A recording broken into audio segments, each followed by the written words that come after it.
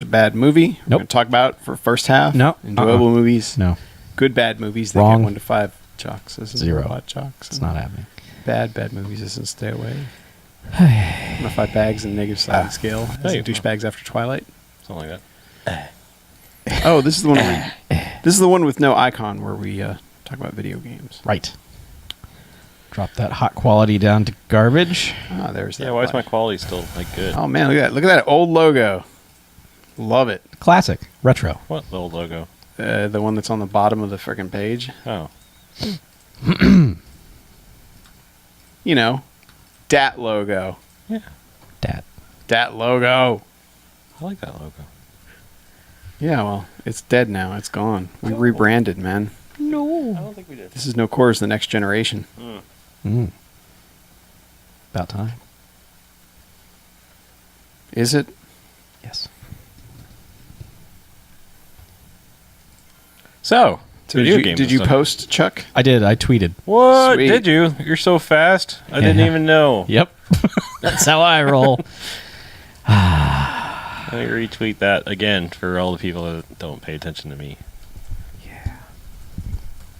Now let's leap back to the chat and watch all our fans pour in. Yeah, because, Sunday afternoon, Yeah. people are just like, man, I want to watch a live stream of the internet. Hey, things. it's like our first show where there's not a major event or sporting thing happening. The math thirth. Yeah. Oh. Fuck. Yeah, because our Whoops. I will admit, our demo demographics highly they, overlaps. there's a with- huge overlap there. Yeah. Yeah.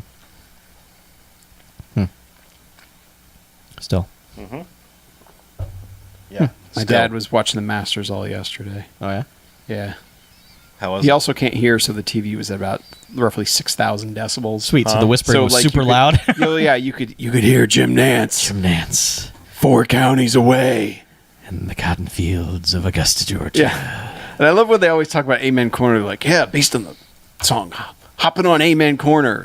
Like we're all supposed to fucking know that like it's Stairway to Heaven or some shit. Totally. It's Well, like you nobody know. from the 40s has heard that shit. Man, get out your phonograph and Yeah. some megaphone Come on crooning. down to Augusta, Georgia. We're hopping on down Amen Corner. If you're not white, you're not welcome. Augusta. Hopping on down Amen Well, that's true. Corner. It is Augusta. Yeah. The best part about Augusta is I love megaphone singing. that city is a shithole aside from that golf course. Hey, we're going live against TVGP. Yeah. They got their thing. We got our thing. People must choose. Well, you know what? If you Lies like but too swearing, stick around. Yeah. What is there's all PG? Isn't Yeah. it? Yeah. Yeah. Fuck all that. Right. Yeah, they have to bleep knobs once in a while. He had a long streak going where he didn't, and then there were like 3 in a row where just let it fly. Do they have a advertising deal or something? Or No, they just don't like It was working just blue? it was one of those things that they decided from the start. Yeah. All right. Fair enough. Good for them. Because I That's guess not us. they have a lot of people, like dudes with kids, and they listen to it, and they don't have to worry about people like us going, yeah, fucking fuck. Right. Yeah. Totally. Halo, fuck dicks. Yes. Halo fuck dicks. Halo, be more right like back, Clito. Changing Am my I right? changing my lower third. Halo fuck dicks? Yeah. Yeah. Halo, fuck dicks. Have a bowl full this breakfast. That's much better than Moonraker. Ha! Halo fuck dicks. Man, all these jokes. Moonraker, I don't even know her. Ah. But it's not even fall. That's the best. Just adding a. It always sells the joke. It does. It really does. Yeah. It's like, my joke isn't selling. And suddenly it was like, oh, I get it. Ah. Al Pacino's in the audience clapping. Oh, I get it. Ha! Hoo-ah! Oh. All right. So, Let's talk about video games. wow, Maybe. I'm leading this one, huh? Yeah, it's your show. I guess it is the newest game. Let's talk about games on the Wii. What? Let's talk about all the good things. So, have you played any Wii U And the bad games? things. Yeah, where's No. your Wii U section? I mean, well, yes. Fine. Do you want a Wii U corner? It depends. Have you played it? Yes, I played. We don't want you to like. I played Mario Party 10. That's new. Well, you should talk about Well, that. you should add that. All We're gonna right. put That's that a right hot after. new game. Forza Horizon 2 presents Fast and Furious. The featuring Nintendo Ludacris. is a popular system. Okay. Mario is a I'm adding this popular to the video document. game. It says Harlow's Wii U corner. Aw. And then in parentheses, Mario Party Party. Pate. 10, a.k.a. random win conditions. That's not as good of a name as Mario Party 10. It's not. This is the 10th iteration. Glad they renamed it. Yeah. Yeah, if you don't count Nintendo Land. It was in Nintendo Land. It was kind of a thing. What? No. No. Yeah. No, sir. Yeah. No. What? Not Mario Party. All right. Not my Mario Party. All right, sir. Not my Mario Party. Yeah.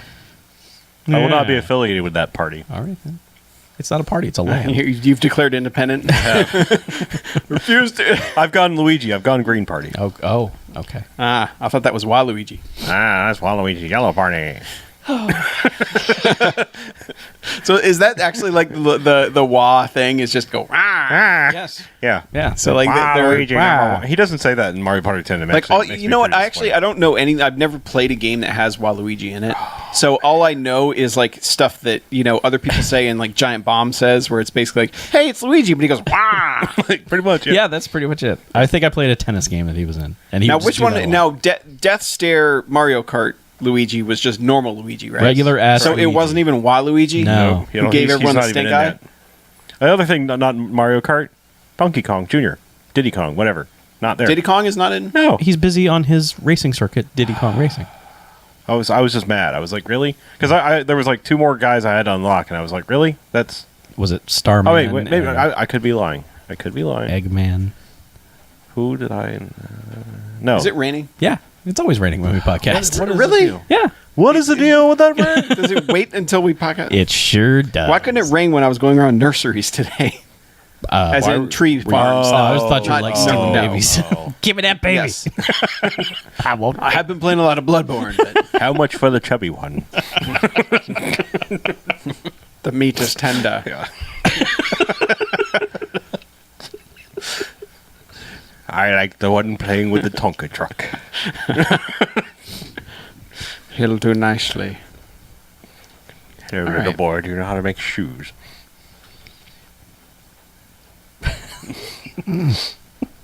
Yeah, so for Mario Party did kidnapping. That's how it goes. Okay, yeah, this guy that followed me on Letterboxd has a 1.5 star review of Robot Jocks on there. So fuck that guy.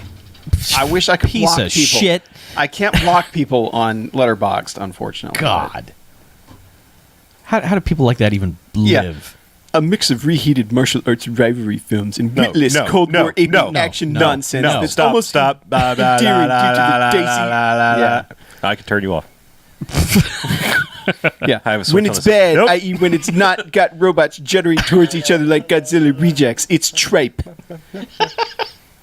Well, Are you Currently on UK Netflix and worth a look for a free giggle. Fuck you, is guy. it on Netflix right now? Are we done now? Up in the UK. Oh, Yeah. well, bully for them. Yeah, that guy doesn't deserve What? He's in the UK? Fuck him. That guy All doesn't right. That's deserve... why we kicked your He ass. doesn't deserve We happiness. never fought the UK. We did, I actually. beg to differ, sir. Not over there. These colors Yeah. don't run. It was the war of Western aggression. just- Don't you know? We kicked their ass back in WW. Look at the dumbasses wore red coats into battle. Yeah. Well, I was like, hey, here's a target. My entire body. Thanks. We kicked their fashionable. ass at Civilization Revolution. I was there. They are friends now. No. Like Are Japan. they? Yeah. Are they? Yeah. We're just waiting for that to happen again, aren't we? What? Oh yeah, totally. Like, They're one just gonna day come back something- over and be like, "Hey, these are still our lands." We're like, I "Oh wouldn't yeah, blame we'll 'em. speak to the Indians because They probably would if they didn't look at us and go, man, U.S., they fucked everything up over there, didn't yeah, they? we're kind of destroying Yeah. ourselves." They're like, oh, we don't want to go over there. We'd have to fix their problems. Yeah. No. Like their infrastructure's falling apart. Just wait for that to happen. Yeah. Pretty much. They're just going to go in next door and take us over. Yeah. Are we talking about China? Mm-hmm. Japan? Yes. Oh. Any of those countries. Well, somebody. If there's anyone we can't trust, it's Canada. Totally. I'm just saying. Yeah. Like, Sitting up there one day, yeah. waiting. Those shifty, loony, Yeah. hucking, beaver loving, maple syrup, polite Trailer Park Boy watching. Yeah. Now. Posers. Red, green. Yeah. All right, let's talk about video games. All right. Oh, now we do. Let's. Now is the time. Oh, good. Now is the best time. It really is. It is. It is an amazing time. Shh. It's atmosphere. If you listen, you can hear the rain falling lightly on the skylight. I've seen things. Like C-beams glittering. Did I send you that thing where it was somebody's capsule review for Paul Blart Mall Cop? You said it to me. It's just like all that, and then at the end it just says "Time to Die," and that was the Paul Blart Mall Cop 2 Attack capsule ships review. on fire at the Tannhauser Gate. Yeah. Yep. No, it was attack ships on fire off the Belt of Yeah. Orion. Something. Sea-beams glittered off the Tannhauser Gate. It was Tears amazing. in the rain. Yeah. It was worth it. Yeah. All right. So if you guys are ready to start episode 70 Totally of the No Quaters podcast. What you got? Oh, I like check it like. Oh, you got man. You got a goodie bag like a of utility goodies. bag over there. Got any Snickers in there? No. Got anything good in your Are sack? you lying to me? Yeah. No. Are you lying to me, or do you actually have a Snickers in there? I don't have Snickers in there. I will fight you if you pull a Snickers out of there later, and you've lied to me. You don't want to know. I want to point out, you know how many times Chuck has been nice and brought us candy? And now you're threatening him. All the time. And now all of a sudden I'm like, must hide the Snickers. It's mine.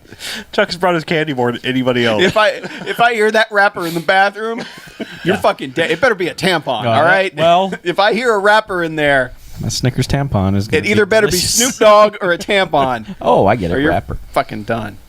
Just kidding. More Chuck. like poop dog. In the bathroom. You gotta go. Ah! All right. So Hot bonus Patreon content here. Oh, we're so ready to do a podcast. yeah, eventually Yeah. we should just be like Wah Chuck, Yep. Wah Harlow, Chuck. Wah Mackey. That's next episode's little thirds. Wabi J. Nah, he would just be BJ. Yeah, Yeah. he would, yeah. He's already the Waluigi version of himself. All right. All right. Oh, don't do that while I'm clapping. Jeez. What? I did.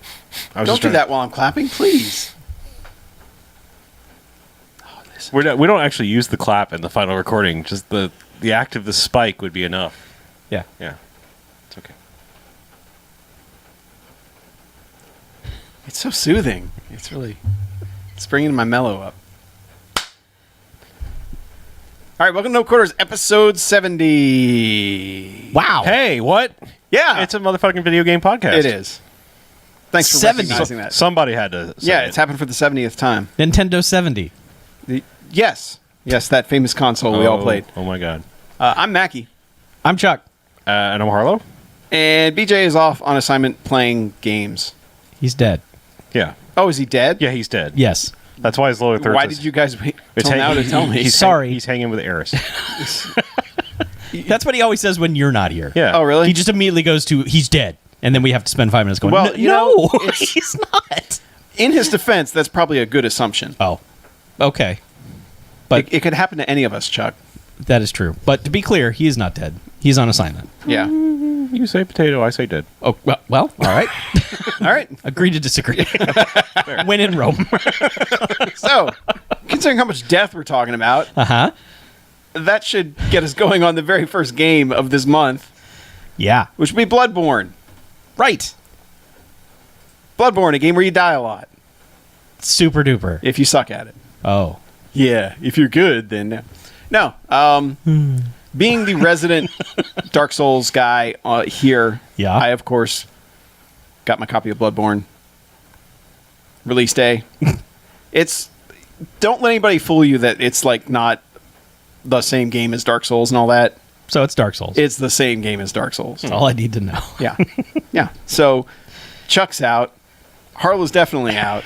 So out. BJ, I'd probably loan it to him and he'd play for a couple hours, and then he'd go, "Man, I really want to play more of that," and then never play it again. But yeah, His desire, his level, I really want to, is kind of different than some people's. yeah, that is true. Yeah. Yeah. Yeah.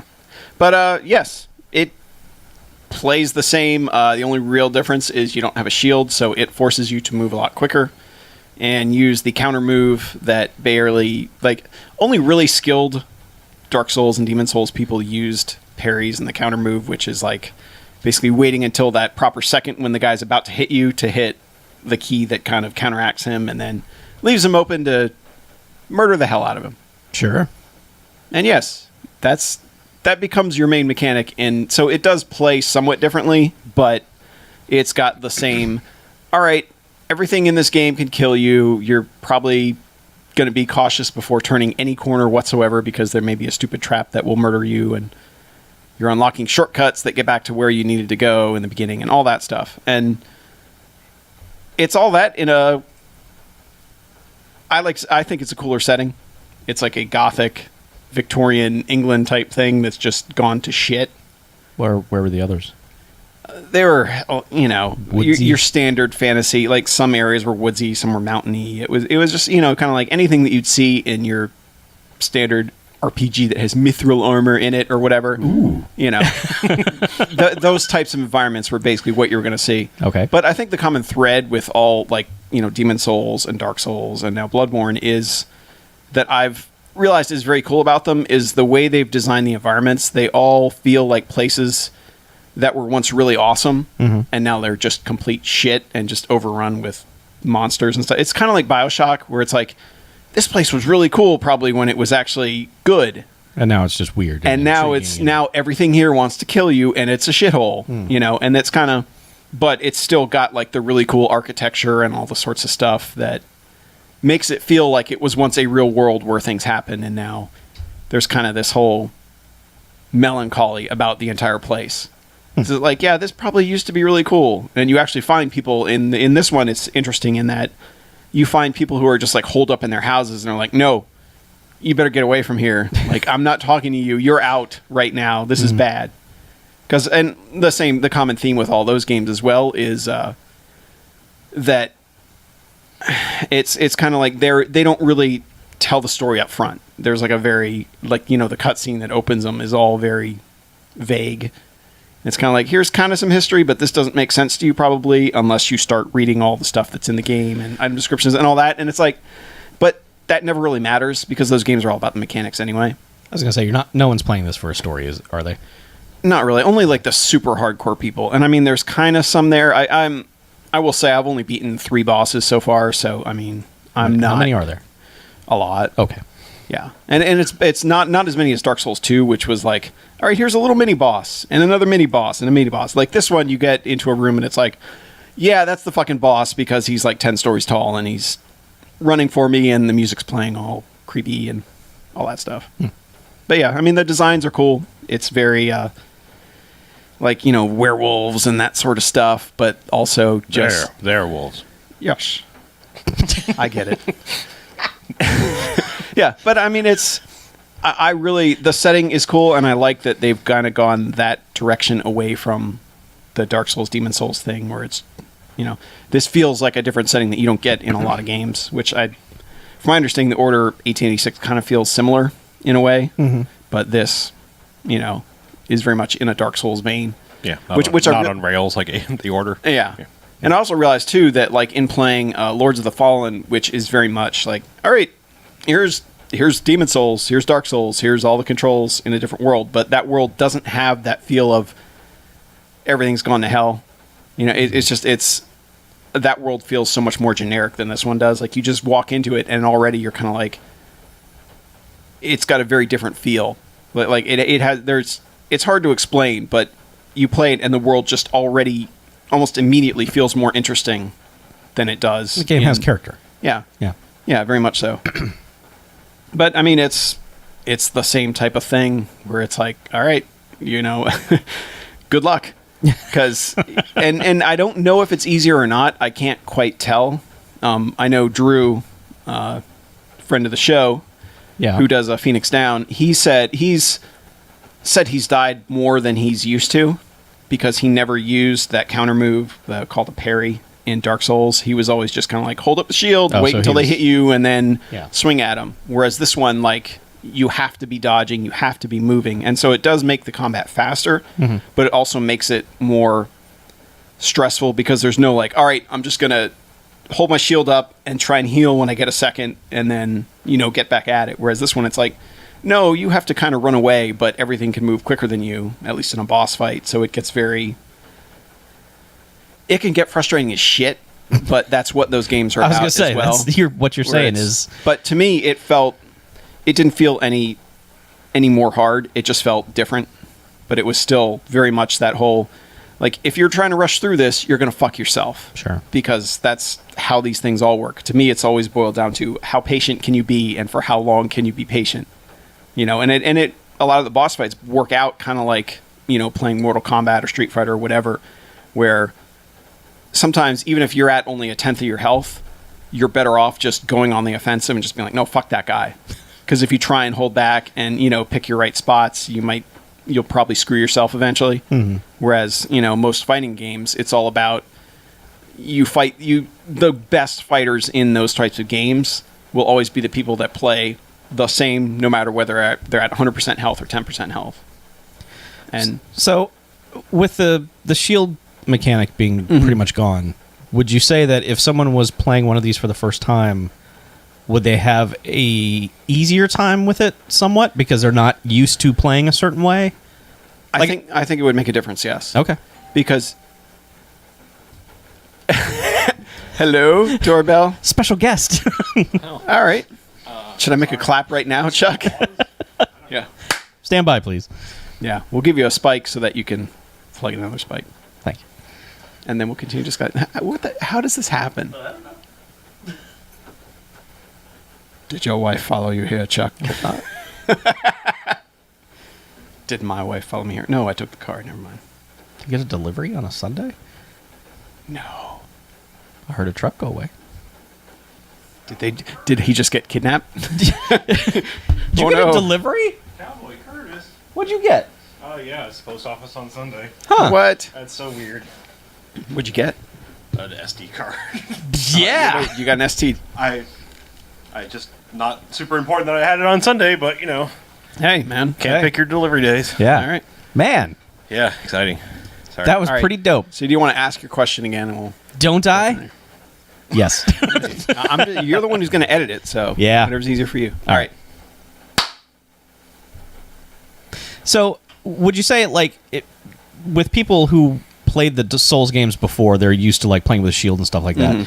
Would someone coming to these games fresh, like say me, I've never played Dark Souls games, would they have an easier time with it because they're not used to playing a certain way? I think Maybe. so, only because they haven't developed that habit. Yeah. Because it becomes a habit where, you know, going through Dark Souls, if I went into a new area, I was holding left bumper, got that shield up, entering into any area because you're just expecting to get hit.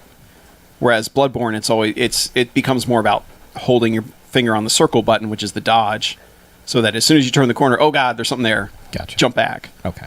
So I mean, yes, it's more probably yes because you haven't had to develop that habit, and I'm certain playing Bloodborne first, if you went back to the other ones, you'd be even better because you'd be used to doing the parry move, which is basically when you hit that, you can take off, you know, like 90% of the opponent's health. Okay. So it's kind of like, all right, this guy that usually takes like, you know, a minute and a half of dodging around him and trying to get the right position and hit him, you know, all you have to do is do that once and the fight can be over in 5 seconds. Ah. You know, it makes that sort of difference. Gotcha. So, yeah.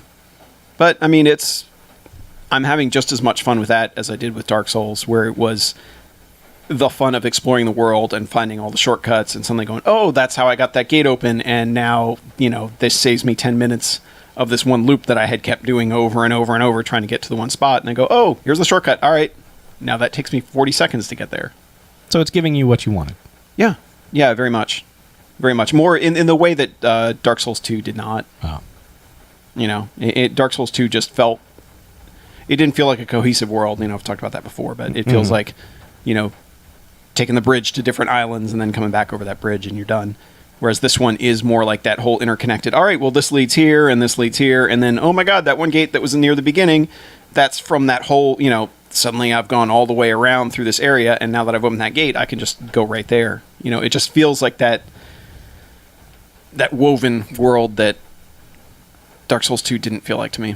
So, I mean, this isn't at all a similar game, but it reminds me of, because I haven't played these, isn't that kind of what like Tokyo Jungle did?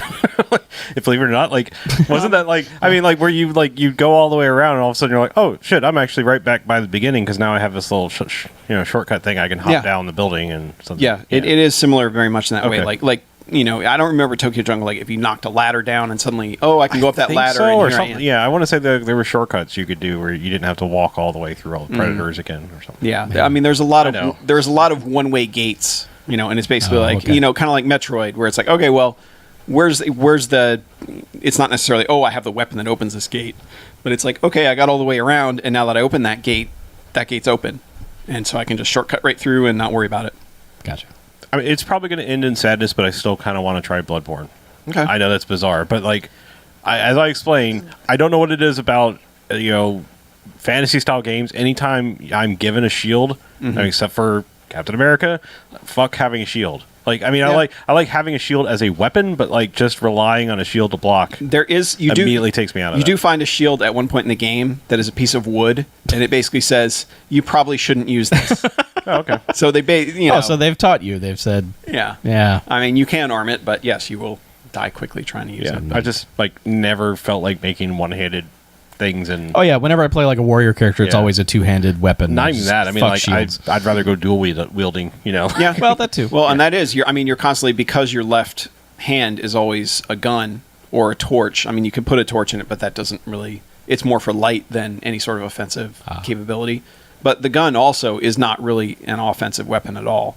Because even the base opponents are going to have like maybe 150 to 200 health, and your gun is probably going to do 20 when it hits them, and it's easy to run out of bullets because you only can carry 20 at a time. Wait, so why do you have a gun? Is And it that's for the crowd counter control? move. Okay. Yeah. So as soon as you're getting swung at, and every enemy has a different point where it's the right time to fire the weapon at them, and you have to be in the right range because the one I picked is a blunderbuss, so you basically have to be right up on the dude in order to have it have any effect whatsoever. Isn't that kind of how Devil May Cry was? It was kind of just crowd control and to keep your combo going. Like the gun didn't really do anything. Yeah, the gun did nothing. Like Yeah. you could rapid fire someone with a gun in Devil May Cry, and it only kept your combo going. It did like 0 damage. Yeah. I mean, it's similar to that. I mean, you can get them upgraded later on to do the kind of damage you want, but it's basically you can't use that. Like you can't just try and run through the game with a gun and hope that it's going to work. All right. And they also have two-handed weapons later on that, if you really want to fuck with a guy, you could do it. Okay. Yeah, but they did away with armor for the most part. It's like you're just wearing different costumes that might affect. Do you have hats? There's no big. Yeah, they do actually. Yes. Yeah. But there's no big like Are there throw lots of different colors. Yep. There's not like, oh well, now I've got the super knight set, which is like in Dark Souls you could wear stuff that was just like you run around like you're got 500 pounds of armor on, or you could run around in your underwear and be able to just dodge everything. This one's all about like just, okay, this might help this, but you're never going to have like one set that's like, all right, nothing can hurt me now. So let me ask you this last question that I care about. Does it feel like they've advanced the game, or does it feel like they've dumbed it down? It feels parallel, honestly. Okay. It feels like the way a lot of like high level Dark Souls and Demon Souls players played. Mm-hmm. A lot of them was more like, all right, using the parries and using the dodges and not really worrying about the shield. Okay. A lot of the higher level people use that, and this is more like, all right, kind of pushing everyone. You kind of have to play it this way. So I don't know long term if that'll mean like there's less variety in the game as there was, because I mean on Dark Souls, most people start out, I'm going to do the shield and the sword and I'm going to make it through the game, and then the people that really really loved it were like, all right, well this time I'm going to try to just be the magic guy and no armor or any of that, and then there's other people who are just like, I'm going to no underwear and I'm going to dual wield the biggest sword I can and see what happens. I don't feel like there's as much of that, though apparently later on you unlock magic spells, which I had no idea was in the game, but people have said that. All right. And so I don't know how that would change it, but I mean, I've played at least 10 hours and I still haven't seen a single spell or anything like that. So I don't know. I don't know if it makes it more shallow or if it just makes everyone play it a specific way, at least right now. Gotcha. That I know of. And I guess months down the line, we'll see if people have suddenly figured out, oh, maybe you can run through the entire game with just the gun. And that would be kind of insane, but Yeah, I mean, if you like Dark Souls, you're probably going to like this game as long as you're cool with the setting, which feels very different. But if you didn't like Dark Souls and you don't like the setting, then yeah, you're not going to have any fun with this game. But I am. All right. I look forward to beating it, but it's also one of those that's like, all right, I know this is a solid 40 hours at least before I'm done with it. And that's more just learning the levels and learning the areas and all that. Right. So, Cool. yeah, it's the same thing, just looks prettier. Frame rate kind of sucks at certain points, which I know a lot of people have had complaints about. Yeah. But if that's the main complaint, to me, certain games can overcome that. Dark Souls didn't run the best, but I still think it's one of the best games of the last generation because I enjoyed it that much, the world and playing it and on mechanics and all that. Yeah. So from my understanding, Dark Souls from a technical perspective is garbage. Yeah. So. And this is not that much better. So, be prepared for that. At least you can drag the bodies around goofy style for a certain amount of time. All right, then. It like Dark Souls 2, they kind of took that out, and it was like, oh, it was more fun to run around and have like a big spider stuck to your foot and just dragging him up a stairs. Uh-huh. So you can kind of do that here, and you have a freaking werewolf stuck on your shoe. Hate it when that happens. Yeah. Stepped in a werewolf. Yeah. But no, I like it. It's giving me what I wanted out of a sequel to Dark Souls, basically. Well, that sounds pretty good. Yeah, I'll take it. I'm glad. Yeah. You're getting what you want. So speaking of sequels, Yeah. Speaking of games that, well, okay, you were just talking about a game that guns do nothing. Yeah. You want to talk about a game that guns are everything. yeah, Yes. I like guns. I picked up Borderlands, the Handsome Collection. Which Hey. System or did you pick it up for? I picked it up for Xbox One because I wanted to carry over my many hours of Borderlands 2 progress. All right. Yes. Yeah. Cross-save compatibility. Yeah, which for the most part works, except it reset my badass rank. Oh. So that still hasn't come back. But I'm over it. And they didn't just give you the points to rebuy everything? No. All right, here's the worst part is that it kept the checklist of things that I've done, but my rank was 0. So it meant with that character, I was never going to be able to do... Well, actually, I think it carries over any character. I was never going to be able to redo those things. They gave everyone 5,000 badass ranks, which is a small consolation, but I had 30,000 or so. Oh, that's a bummer. But it's all right. I realized I did everything I pretty much need to do in Borderlands 2. Mm-hmm. I mean, now it's just... And you actually did all the DLC, yeah, everything. I had 100% achievements on the 360. The only thing I didn't do was like some of the little single mission things that like the Sir Hammerlock things that came out later. Yeah. I might go do that because I think it'd be fun to kill the son of Crawl My Slacks. Mm-hmm. Yeah, but so yeah, I kind of jumped in there. I was like, yeah, that's Borderlands 2. I've kind of done all that, and I have a high level character. So I started playing the pre-sequel because I never played that before, and now this was a good time to start it.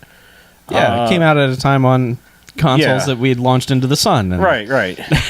everyone was like, yeah. well, that's dumb. And everyone was like, all right, well, they're just going to put it out on the new systems anyway, right? Right. And less than a year later, they did. Yep. 6 months later. Yeah. So yeah, I've beaten the main game of the pre-sequel already, Damn, Oh, son. man.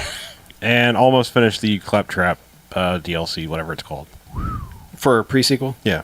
Okay. I don't know what they're called because I never kept up with the release Yeah, of them. I don't blame you. Yeah, it's a pretty good game. If you like Borderlands, it's more Borderlands. The new mechanics are actually really fun.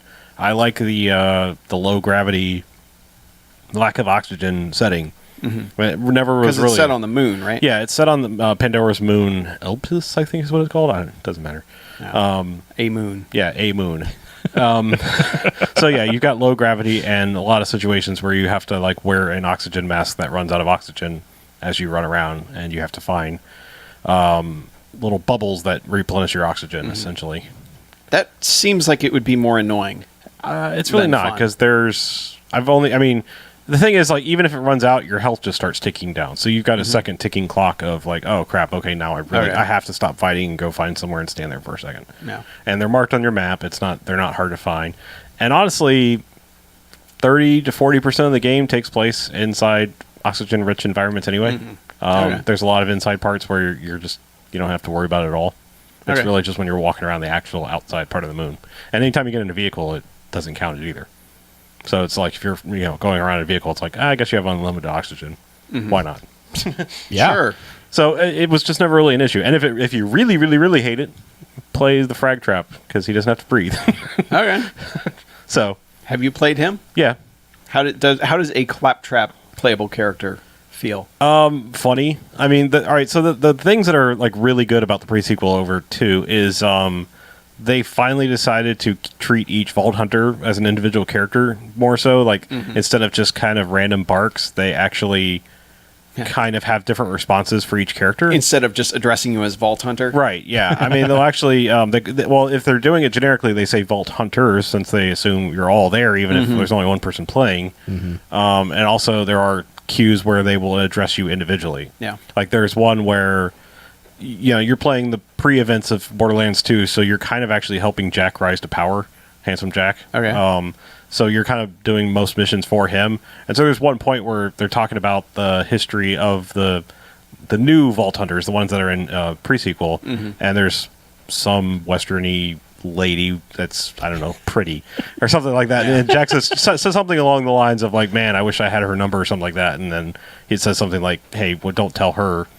You know, I'd almost be interested in playing through the game again as her to see what happens at that point where, you know, he wouldn't say that to her, you know, kind of thing. Gotcha. And so it's just interesting that they actually kind of have specialized, you know, call outs and barks and everything for the characters, and it's fun having Claptrap. I mean, I guess that was your question. It's fun having Claptrap say his dumb things in his situations. Okay. Like the first time they're introducing you to the oxygen mechanic, he is susceptible only because they want to make a joke, just to kind of show you how the game works. There's a section where they blast you out of an airlock and say run to here with no oxygen mask on. You know, so they're like, you know, this is what happens if you don't have it on, and what you have to do. And so he gets blasted out of the air, like he goes, curse my psychosomatic need for oxygen, you know, and runs there, and then it doesn't affect him for the rest of the game. I'm curious about just a dumb presentation standpoint. Does the game present the pre-sequel as the one you should play first? Like if you were selecting games? No? Okay. No. In fact, actually, the disc treats them as two separate games. Okay. Like it actually makes you a double install on like the Xbox. It's two separate installs. So I was just looking at the art and they had it listed first. Yeah, and I so was there's like, no, you should not play pre-sequel before 2. Okay. Oh, really? Yeah, you would miss a ton of jokes. Like you would miss a ton of jokes and references. Okay, so it's like that. Yeah. Gotcha. All right. Yeah. Cool. But does it feel like it was made by a B team? Since it was made by a B team. Not really. Actually, I mean, in so many ways, it's actually kind of almost better. Like, I mean, it's a step up and an iteration that's good. But yeah, it's made by 2K Australia, and they couldn't help Australia the fuck out of this game. Yeah. It's the land of stuntmen. It's remarkable. Like, I was just like, okay, I guess we're to assume the entire Australian outback lives on this moon, because it's all wallabies and billabongs and, you know, strip on the Barbies and Steve Irwin jokes. Really? And yeah. So they just lean into it. Oh yeah, they lean right into the sail. You know, it's just this, it's like right into the wave. Just like, I mean, there's this one guy that's just incomprehensible. He's like, oh yeah, billabong, yeah, you okay, it's like, okay, cool. Yeah, I'll go find your billabong, I guess. So he's just like the Brad Pitt in Snatch guy. Pretty much, yeah. And yeah, it's I don't know, it's fun new characters. I really like. I played through the game as Wilhelm. I mean, all of the people you can play in pre-sequel are people that you kill in 2, except for or at least battle in 2, except for Claptrap. Yeah. So Wilhelm's like the cyber commando guy you find in 2. Athena, I think you let her go. I think in 2 because she's actually the one narrating it because she's still around at the end of it. Because that's the thing, is like this game actually takes place after 2 via her telling a story of how they all got together. So that's why I'm saying you don't want to play this first, because she's talking to the characters and the events of 2 would be spoiled. Gotcha. Okay. Yeah. So but yeah, his whole thing is he's like trying to cybernetically enhance himself, so as time goes on and as you upgrade your skills, he gets more and more robotic sounding. Oh. So you can actually go down one skill tree where he's just like talking like a robot by the end. And he's just also very nonplussed by everything. They're like, okay, what I want you to do here is this, and this, and then he's just like, no. Yeah, so it's enjoyable. So is it worth the upgrade to the Xbox One version? For me, it was because I never bought pre-sequel before. I mean, Yeah. if you've got both of them, probably not. Yeah. I mean, you know, does it look? I mean, I know their style their style probably was- up-res as yeah. well because I mean, it's so many sharp lines. it and that runs sort of at a solid 60 frames with very little dip downs in frame rate. I tell you, every time I've seen you play it, it looks really good. Yeah, but so did the old ones. I mean, just the style. Yeah, of it. I know. The Yeah. style doesn't really lend to having to have so Yeah, much detail. I mean, it looks really good. I mean, you know, just wait for. I mean, like all of these up-res things, it's going to drop in price. Oh, Very, sure. very fast. Yeah. So if like you're just like, oh man, it'd be nice to have it. Just wait. Mm-hmm. I mean, hopefully, maybe they'll also work out the bugs on the cross save thing, yeah, so that you don't do things like reset your badass rank. lose your entire rank. Yeah. But if Of course, they did that in Borderlands too. That's what made me quit. was Yeah, they did lost just my have entire some- rank. All your keys. Like I said, it wouldn't. Well, the keys, keys. whatever. Yeah. They give you so many keys now. It's stupid. I just sat there. I got to like level 25. And it's like, oh, I have 75 keys. Open. Open. And so I just made a lot of money more than anything. Yeah. I mean, I got a couple things I kept, but yeah. I mean, it's like if you're looking for that copy to keep it, yeah, just wait till it drops in price. I mean, it's still a hell of a value at $60 because you've got 2 full games and all of the DLC, and I guess there's still pre-sequel DLC coming. Like they guess so, didn't yeah. actually finish their season pass yet. So Does it come with that? Oh, yeah. Okay. Yeah. So like you will get whatever comes out. yeah, so it's like it's what's out now and everything that will come. Great. But yeah, it's the other thing is they added 4-player same couch co-op if that Oh, so matters. split screen. Yeah. So I mean, it always has 2-player. I always had 2-player, but now it has 4. I never realized it had two. Yeah. More power. Yeah, more power. That's cool. Can push 4. So if that's important to you. That's a thing. That would be nice. Mm-hmm. Yeah, I guess if I had to say one more thing, and this is actually just kind of a Borderlands in general direction that they went, like I've obviously played a lot of Borderlands and Borderlands 2 until you got to like the DLC like raid boss things, which I understand raid means take people with you. Like which I'm not necessarily a huge fan of those. I mean, I ended up finally getting enough of a group of people together to get to do them. But I'm trying to beat the final boss in the Claptrap DLC. I can't do it so far by myself. And that's not a raid boss. That's just a final story mission guy. And yeah, I'm not enjoying that direction that they're going. Like, I like being able to solo the games and then also have content that I can bring friends along with. So this is the first time where I've actually actively gotten frustrated that I've tried it twice now and failed. So I guess I'm just going to go level up some and go back and hopefully kick his ass. But yeah, do it. it just sucks because it's the same thing. It's like, you die and then they reset, and you have to start all over again. And plus, they don't give you back your bullets or anything. So Oh, Yeah. jeez. I've actually almost made myself broke just trying again and again and having to rebuy. Oh. Either that or things. you'd have to look up the weird way. Because I Yeah. remember Cromarax, there was a way to solo Oh, sure. him, but you had to be like, You had to hide behind this pixel and where you couldn't it was touch you. stupid. Yeah. It was dumb. I mean, I've gotten really close, and then just something stupid happens, and I die, and then every other of his little enemies that might give me a second win disappear on you. It's just like, okay, well, I'm just gonna sit here and die now. That was always the worst about that game. yeah. Like, you'd go down, and then everyone would just run away. Yep. Nope. Oh, there. Like, he's, no, he's down. Go. Run. Just let me kill you so Yeah. I can live. So anyway, Borderlands. We've talked about it a lot. Yeah. Yeah. It's a good game. Right. Moving on. Moving on. Speaking of, We actually have a game we were sent review codes for. yeah. Oh yeah. Yeah. It's a rarity here. We don't tend to bother people much about review codes. Yeah. We don't solicit it, and I don't know. We're just not on any kind of list. So when it happens, it happens. Yeah. But yeah, When it happens, it's weird. yeah, we're like, what do we wait? I guess we'll play this. Yep. But yeah, we were sent codes for Slender: The Arrival, which just released on Xbox One and PS4. Yes. It's been out for a while on 360. I think it came out a year or two ago, and PC way, Wasn't this Slender 2? Or wait, is it? I think hang this on. is a sequel. Is it Slender: The Awakening or Slender? Yeah. The Arrival. It is The Arrival. That's what I'm saying. Okay. I think this one's new all around. Well, I think Did it? it No, started on it's- Steam with something, and then they added a couple Basically, more levels. the very okay. first version was the second level with the 8 pages. Okay. But I think it was a little more expanded.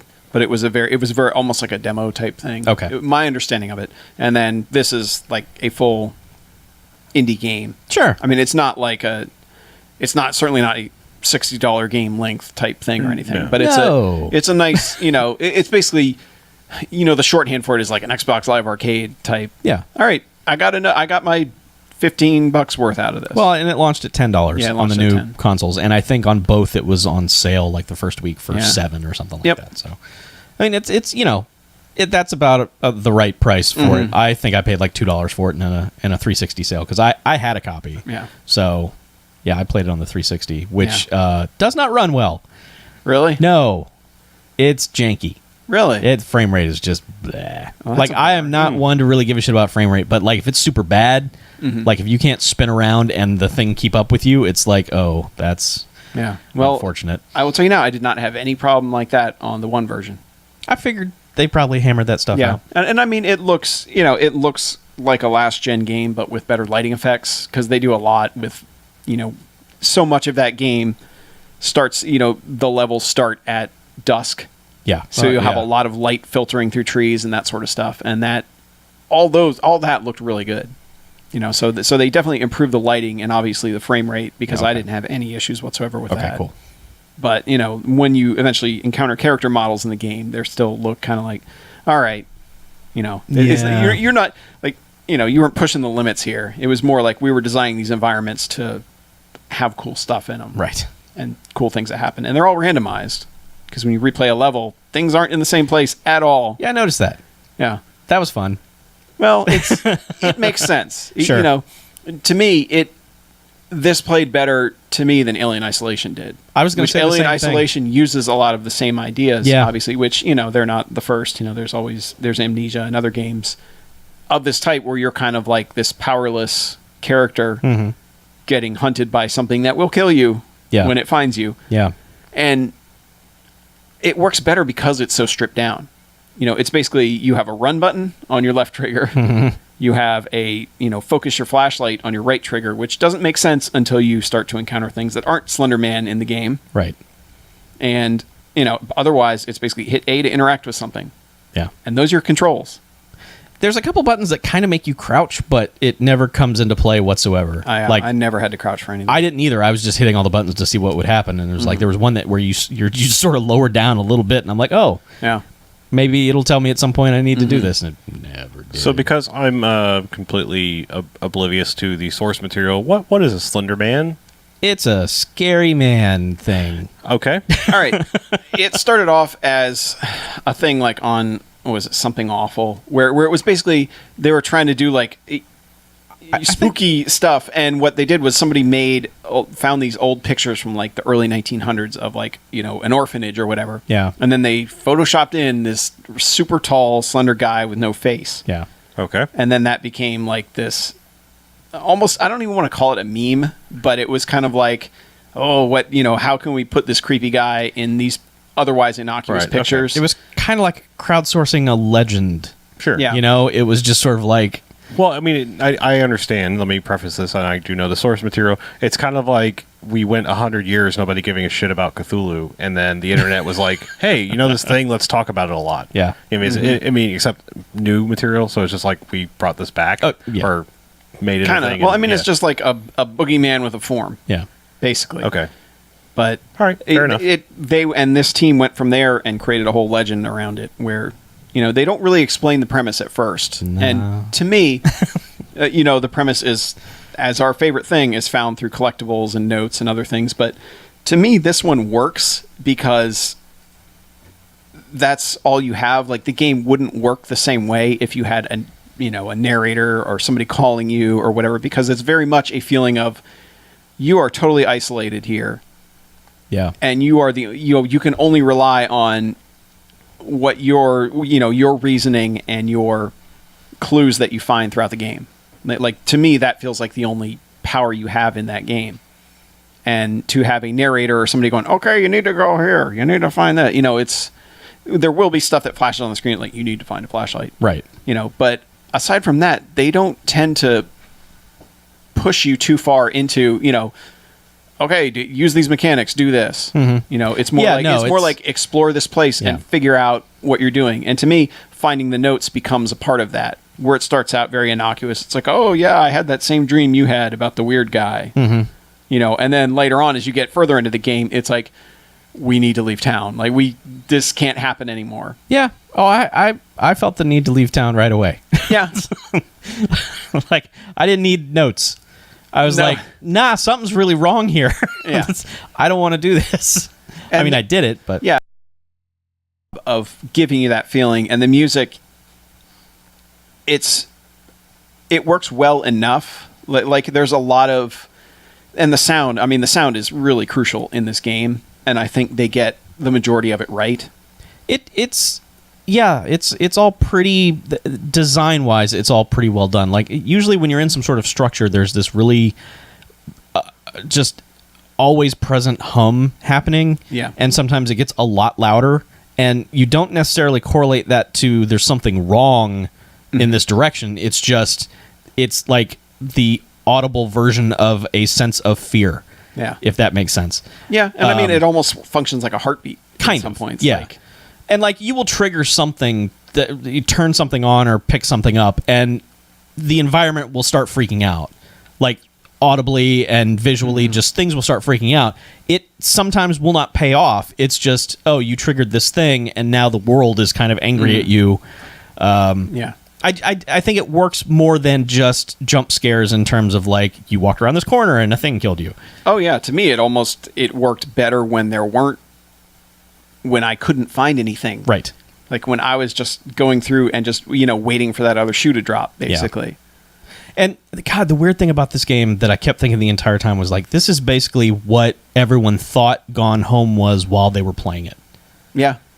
That feeling of waiting for something It's like crazy to happen. there's a thing here somewhere that's going to jump out and kill me. Yeah, and I mean, in Gone Home even has the point where there's like a note about, I think there might be a ghost in the house. And you're like, oh shit, ghost. You're This is going to be right. great. Yeah. And it's like, and you're going up to the attic. You're like, oh, it's going to be bad up there. I don't Yeah. want to go up there. It's like, this to me felt like what everyone thought Gone Home was going to Yes.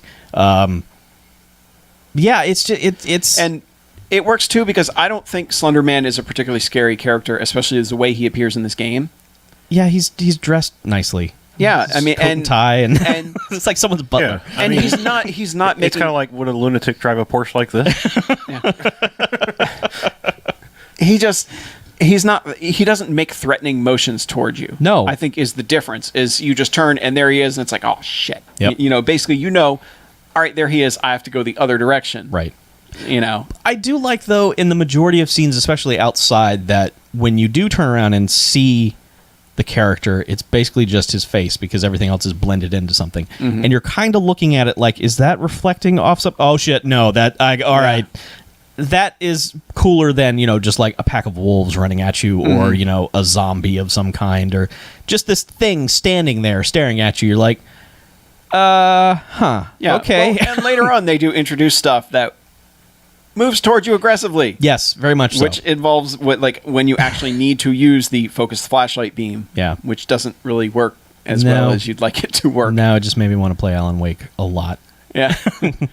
Yeah. But basically with that thing, you have to blind it long enough to just run around a corner, and then it's lost. It can't find you. But yeah, I was never able to master that. I was just able to get out of that level fast enough. Like Yes. I got a good enough run of finding, because there's a level where you basically you're going down to the bottom of a mine, which is like, wow, this is a terrible idea. really bad idea. Don't But do then that. you have to turn on all the generators, and of course they're randomly placed throughout the level. Yes. And I just happened to get a good run of like, 3 of them were in the same place, and then Right. 2 were in another, and I basically just had to find, one other one, and I was done. Yeah. But and that's the way all the levels are. I mean, if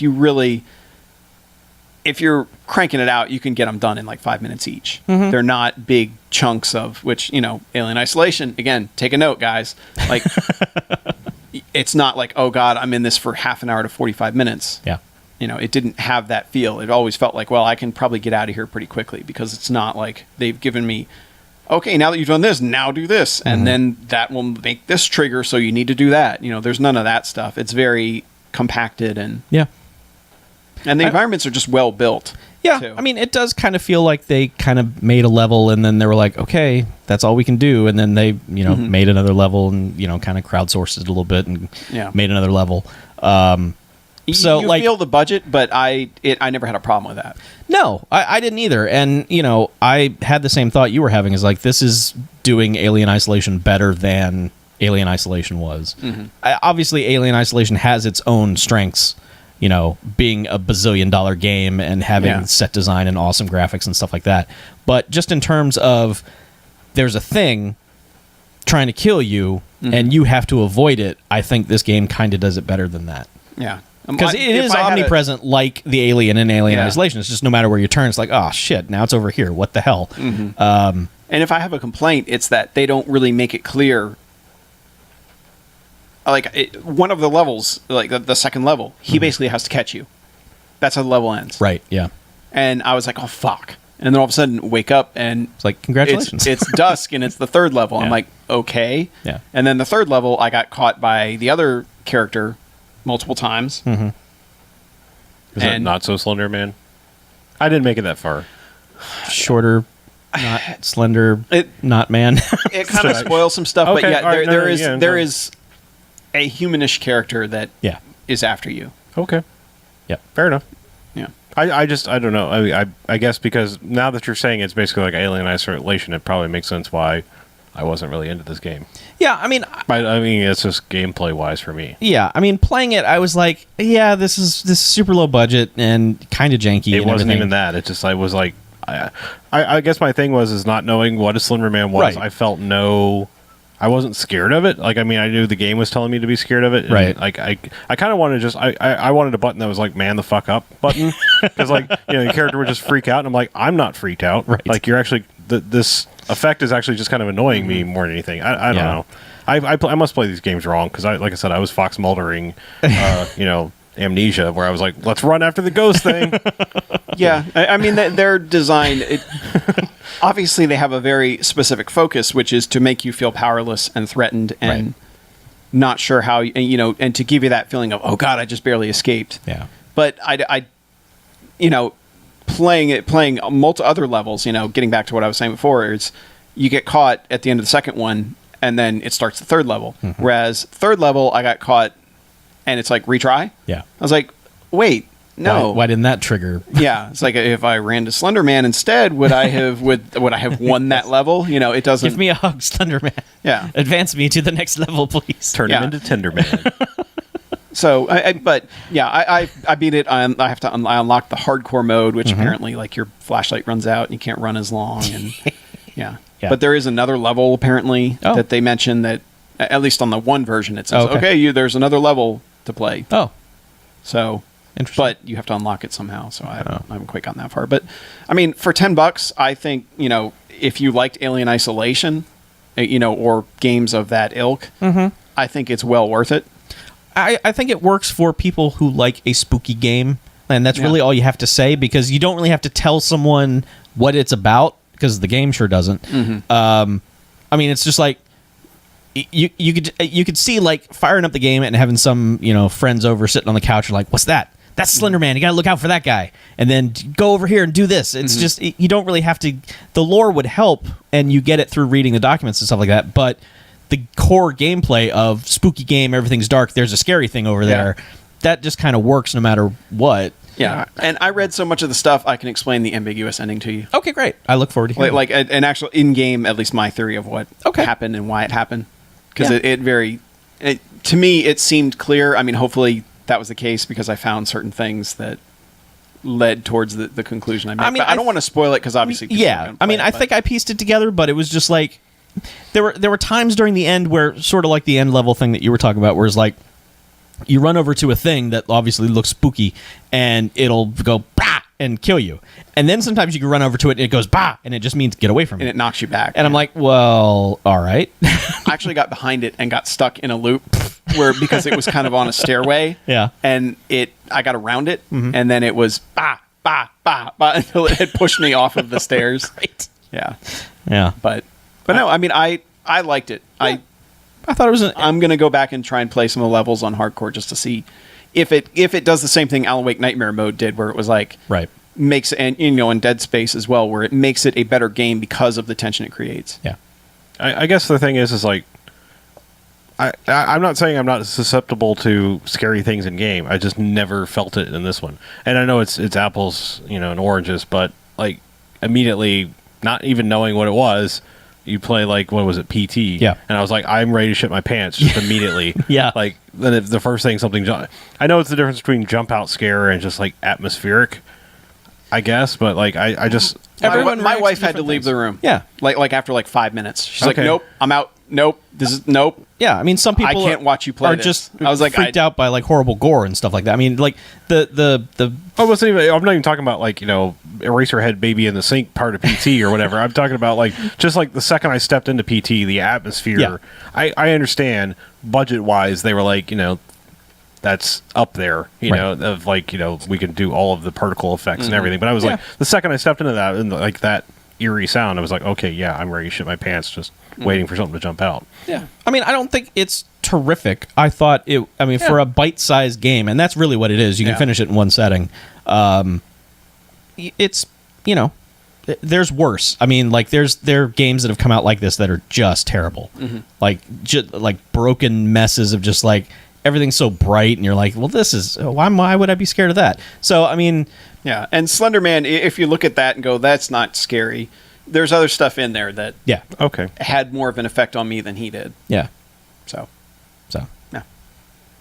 All right, Speaking of bite-sized Hang games. on. I have a call from work that I kind of have to okay. Okay. call.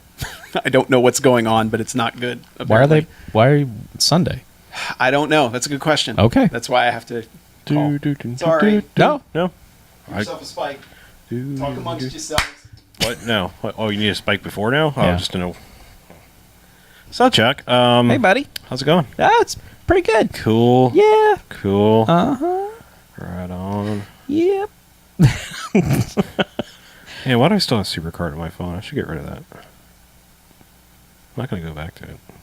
I might go back to it if someone says they've done something, but I have not opened it in 3 months. I guess I'm not really worried about running out of space on my phone. Yeah. That helps. It would have been gone on my last phone. I'd be like, I need the space. I want to listen to a podcast.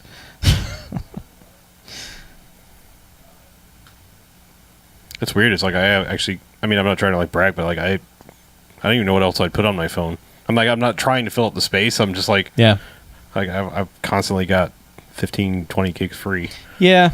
There was a point where I was just like waiting for like, the free app of the day and shit like that. And Wait, do you have the giant phone? no, I have the smaller giant Really? phone. Yeah, really. Oh, well, it's weird. It's just from over there. It looked like the exact. That's a funky optical illusion. The further you take it away, the larger it looks. Yeah. Weird. Yeah. Shh. Don't make jokes like that, Chuck. That's rude. Is it? Oh, are we above that now? No, I was having the same thought, so I just. Oh, you didn't want to Yeah, I was. expose your pervidness. Yeah, pretty much.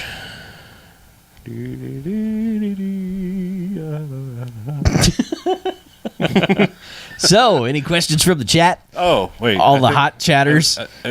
Oh, wait. We have two people here now. What? Who else is here? Announce thyself. All right, did you wander in because you thought it was going to be like a Led Zeppelin Yeah. tribute band? Who are you, Batman? No, you can sit there quietly. It's cool.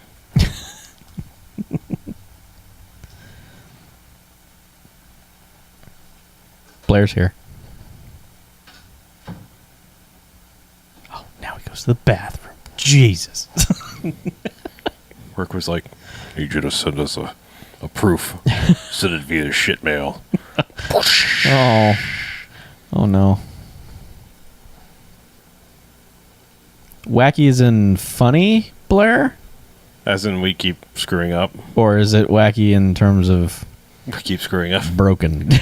Like the doorbell rings. Yeah. He has to. Special guests and Yeah. surprise I'm sorry, phone calls. Cowboy Curtis couldn't stay, but Yeah. that was disappointing. You brought him in. I should have. Come out of the rain, Cowboy. Yeah. Yeah, it's been Hi there, rainy. Playway. I'm going to be Morpheus one day. Man, that guy. Larry Fishburne. Mr. Clean.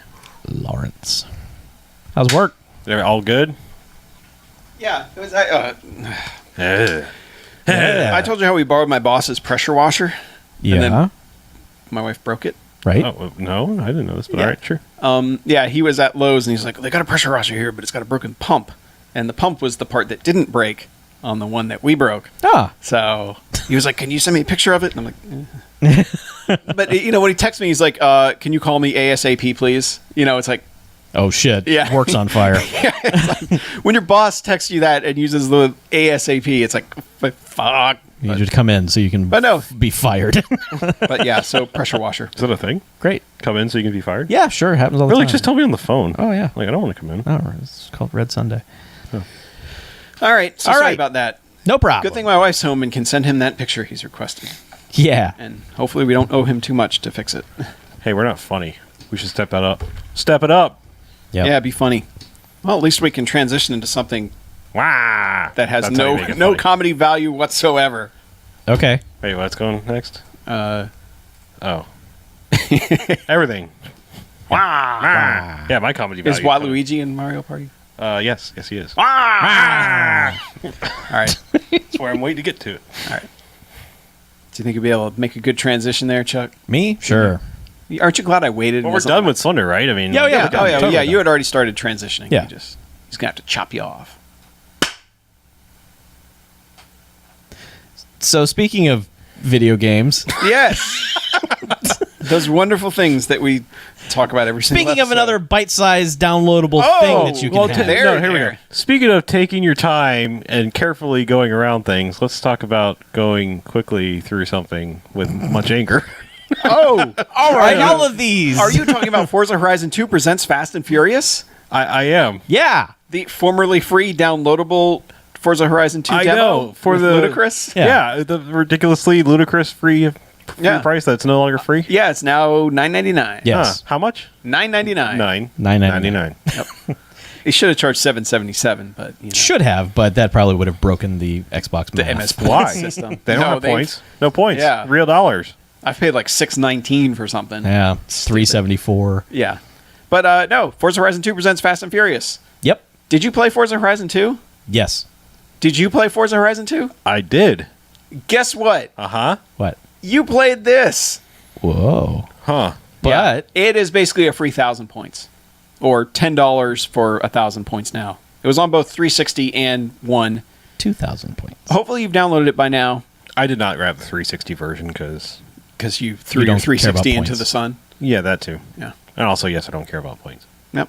But yeah. I played both. I have to be honest, I wasn't enjoying it enough that I was like, I need to play this again Oh.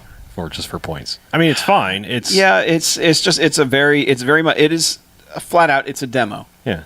Like, I can't put it any other way. It is a demo for Forza Horizon 2. With a big banner ad in it for Yeah. Fast and Furious 7. But it's got that fucking Get Low trap song. Yeah. it does. It's pretty good. Yeah. But no, it did make me long for them having nitrous in Yeah. Forza games. Yeah.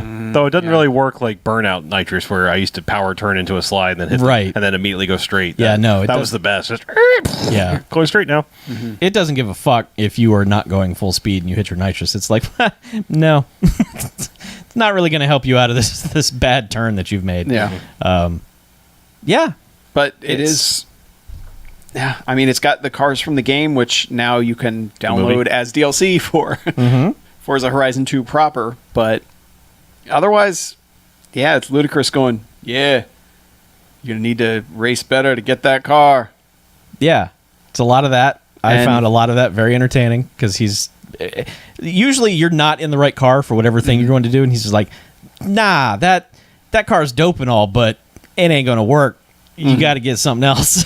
Oh, I didn't really ever have that happen. I think I just kept taking whatever car. Oh they no! gave me. If you're just driving around like doing random, like not even doing them in order, just whatever Oh. you see on the map, Yeah. he'll just be like, "Man, that ride is awesome," but It's very weird, too, because they have stuff like the billboards that you can smash and other things that the game doesn't really care about at all. And like the bucket Nope. list challenges, like some of them are fun, but it's pretty much like, all right, you did this, good, I guess. those are strictly demo placements for for Forza Horizon 2. It's like Yeah.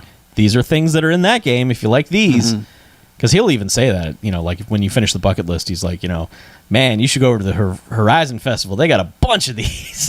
So Yeah, it's an odd duck. Because it's it odd, doesn't- But I think it's smart. It's smart, but it just, It's odder now that they're going to charge for it. Well, sure. yeah. I mean, I would not give the money for this. Oh, I wouldn't have either. I might have. I kind of would have. I think I probably Honestly, would have, that's yeah. probably why it has 1,000 achievement points in it, because they're like, you know you want those. Yeah. And it's going to get people like that. But the thing is, the people like that already downloaded it. Yeah. You know? But there are a lot of people who downloaded because it was free and they had never played Forza Horizon and were just downloading this because it was free or because it was a Fast and Furious tie-in, and they were like, "Wow, Forza Horizon's got some depth to it. There's some stuff to do in that game." And you're racing helicopters and shit. So yeah, I actually haven't even finished it.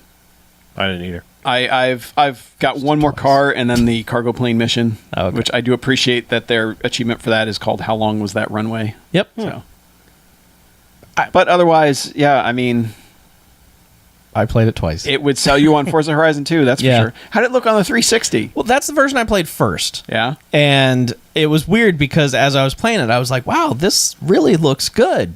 I mean, this really looks better than I thought the 360 would look. Uh-huh. And then I started playing it on the one after I'd finished it. I was like, wow, that looks like garbage. It's remarkable. It really is. Just looking at textures, how different those two are. Really? Like, it's really... I wish they would demo more games. Like, when I noticed that, my thought was they should do something at E3 where they reveal this game in a big trailer or something, and everyone's like, it doesn't look that good. And then they say, that's what it looked like on 360. Now let's show you. You know, they really need to really demonstrate. They should have done more of that. Yeah. Yeah. Because playing the 360 one, I was like, wow, why did I upgrade? This console is perfectly fine. And then I played it on the one, and I was like, wow, this is a lot better. Everything. And I mean, it is two different developers, so... and it's a little different. There are some odd differences between the missions between the two. Yeah, and there's even like a different achievement between the two. So it's a little different. You could tell two different developers had little tweaks that didn't add up.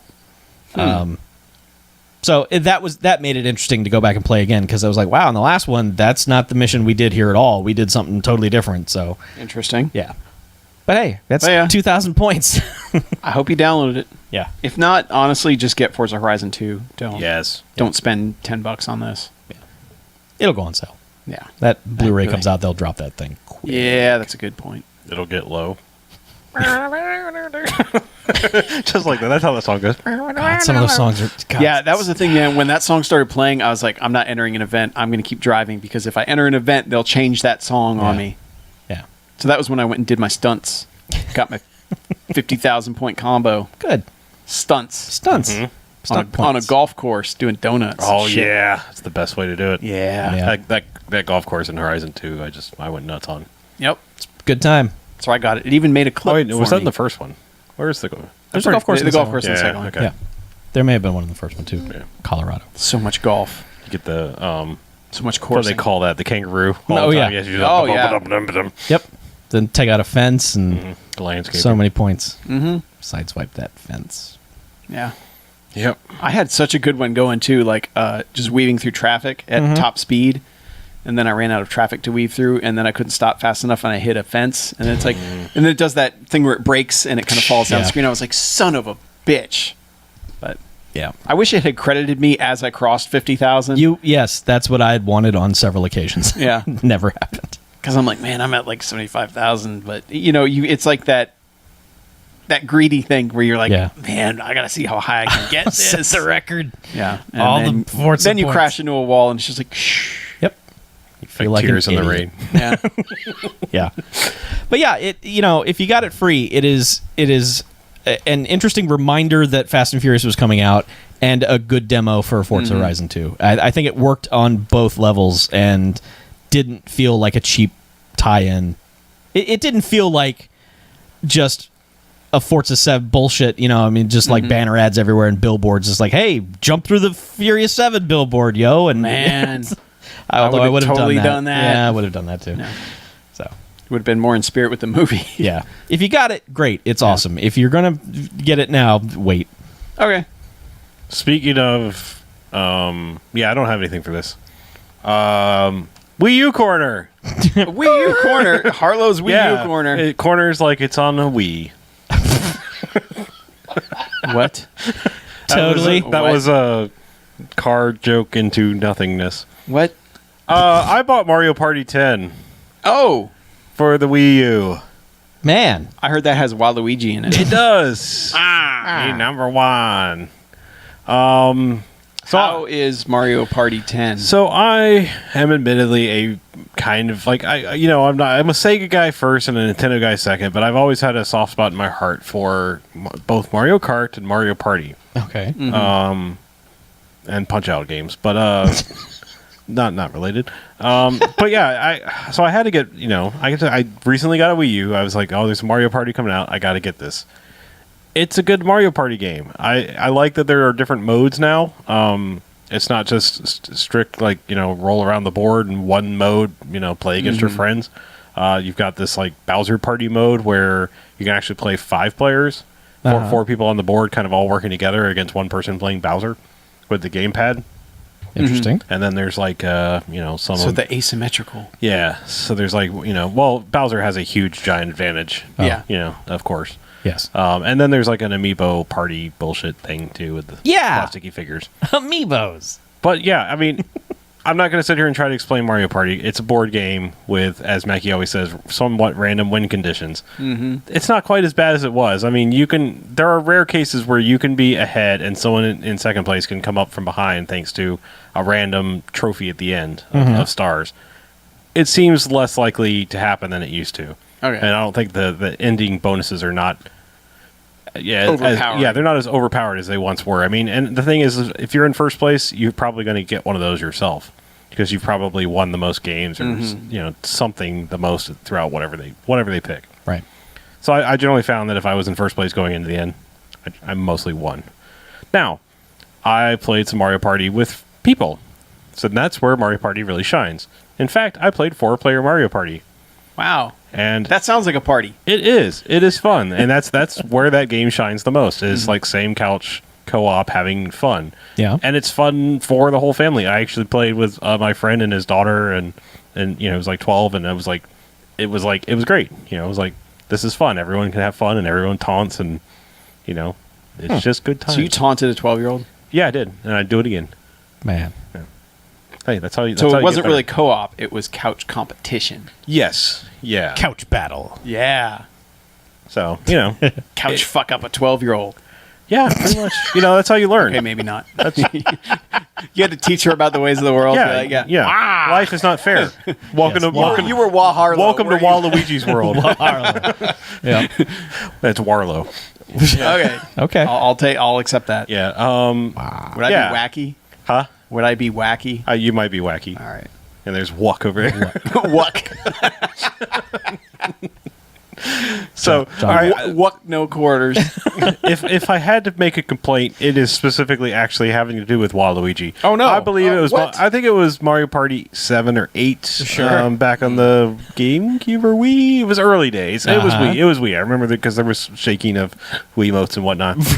When you would play Waluigi, and anytime he would win a mini game or win the game, it was like picking Waluigi was like trolling people because like every time he'd win it, he'd go, Waluigi number 1. Yeah. He doesn't do that anymore. Like, he still sounds like Waluigi, but he does not say those words anymore. Oh. And I loved that because it was so annoying that like people would actually get more angry. They would just be like, I hate you for winning, but I hate him for sounding like that even more. Oh. So, yeah. I mean, don't get me wrong. He's still annoying. Just doesn't have that specific taunt anymore. Fair enough. So they need to bring that back. DLC, man. Yeah. Yeah, Waluigi DLC. New taunts. So I don't know. I'm still adding to the Wii U library. I'm still enjoying it. It's just kind of a like I think I'm going to go out on a limb. I'm going to say you probably bought the Ouya because you were like looking for an alternative way of playing game. Like I mean, yeah. Xbox and you play PlayStation, you kind of know what you're going to get. I mean, until you get into the stupid Kinect bullshit that has now pretty much died. Yes. You're pretty much standard game fare. Games are mostly the same. So I'm thinking you bought that for like, oh, this is going to have some different kind of weird indie shit on it. Yeah, I didn't want a bunch of shooters. I'm feeling that way. That's the Wii U to me, and it's doing a fantastic job. It's like when I'm done with my shooters and my drivey games and this, that, and the other. It's like, okay, yeah, I can get a completely different experience going on over there. I totally get that. Yeah. So it's still working for me. So I have one. You do. And I've not added any amiibos. I still have 2.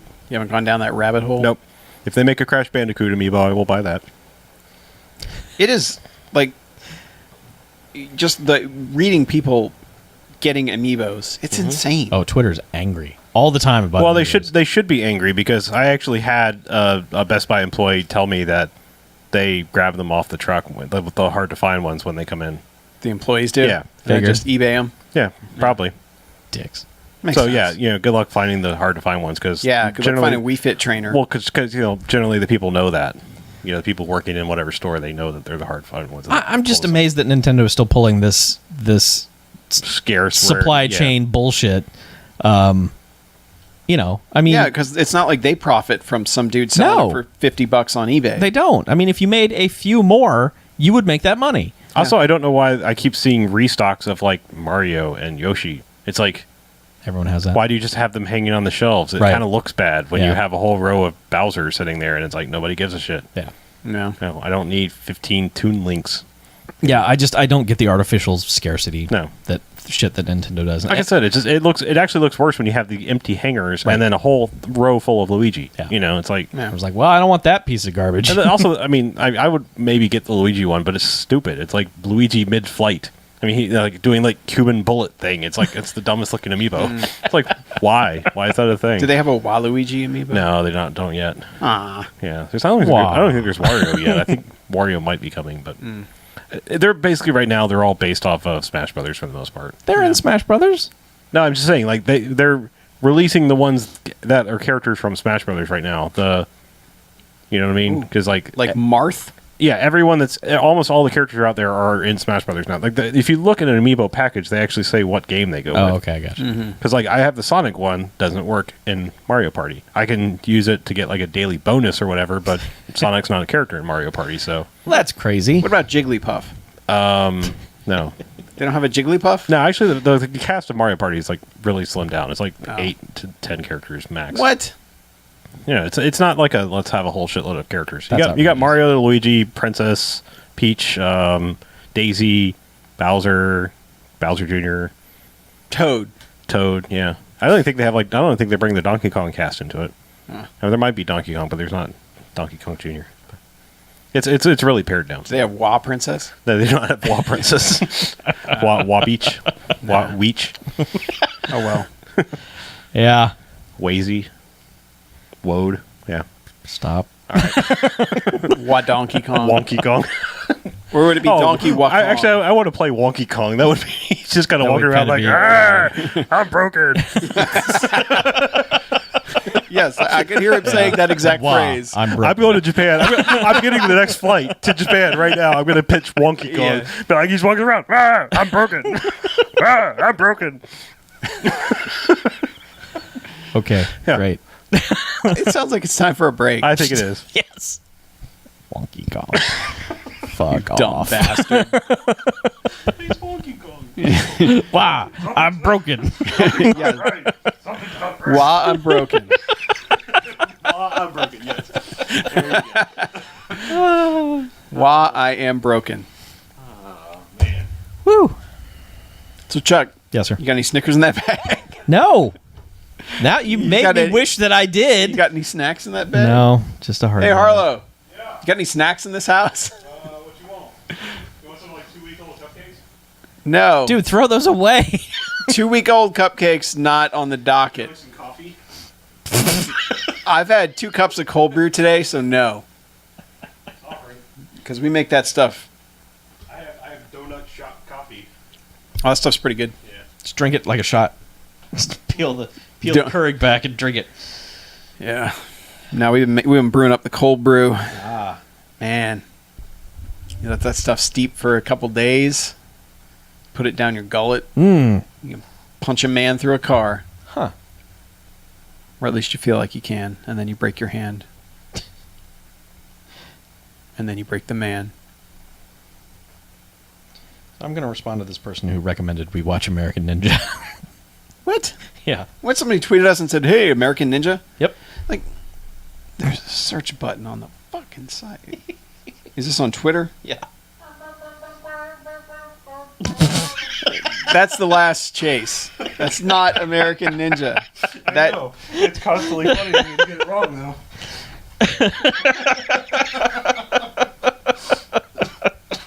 God damn it. So please tell me you're gonna send the link to the episode, right? Yeah. I'm gonna say, Yeah. oh, you mean like this, or maybe this? Yeah. Yeah, it wasn't that long ago either. That's 2. Oh, right. There's one. 203. Well, that was a while ago. Still. Search 203.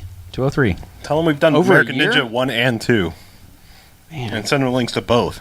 Yeah. Yeah. Yeah. Tell them. Why don't you tweet Didn't from we- like the browser? Why are you copying on your phone or whatever? I was just looking. Oh my god, Chuck. Settle down. Jeez. We've done 1 through 3. What? Yeah. Yeah. Oh yeah, we did. Yeah, I forgot about Blunt. Lethal injection. That was a good. That's a good title.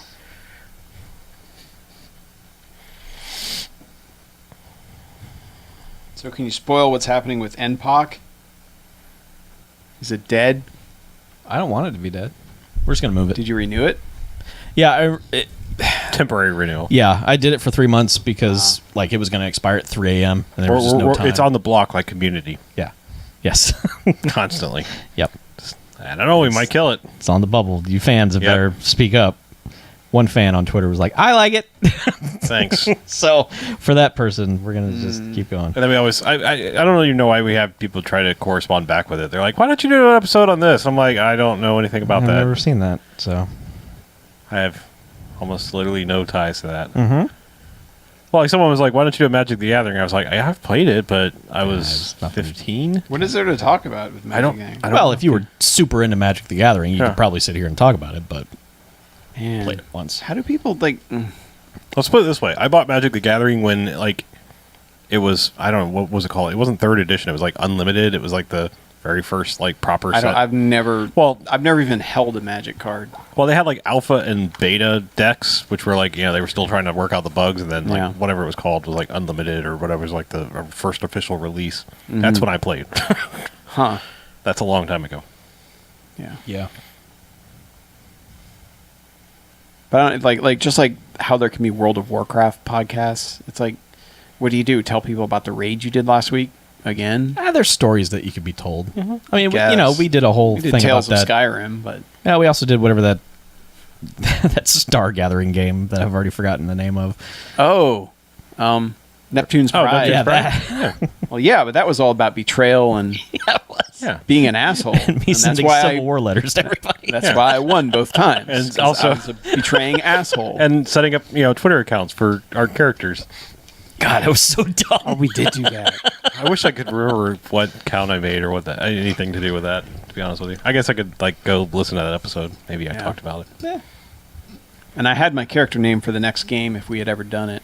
We should do another one. I was going to be Spray Leota or Space Ray Leota. But then we never did it, so I never got in. No, we completely just said nope. Well, I think it like destroyed our lives, kind of. A little bit. It was Like, when we were setting alarms and shit to like 2 me a.m., and, yeah. but then they changed the timing so that you could just you could pre-plan maneuvers. and you Yeah. could respond at any Just time. wasn't as much fun. Yeah, because and once it did that, I guarantee everyone set their stuff to happen at 3 a.m. Oh, sure. So you'd wake up in the morning and just like You'd be fucked. which was how I won Yeah. before, but you know. Yes.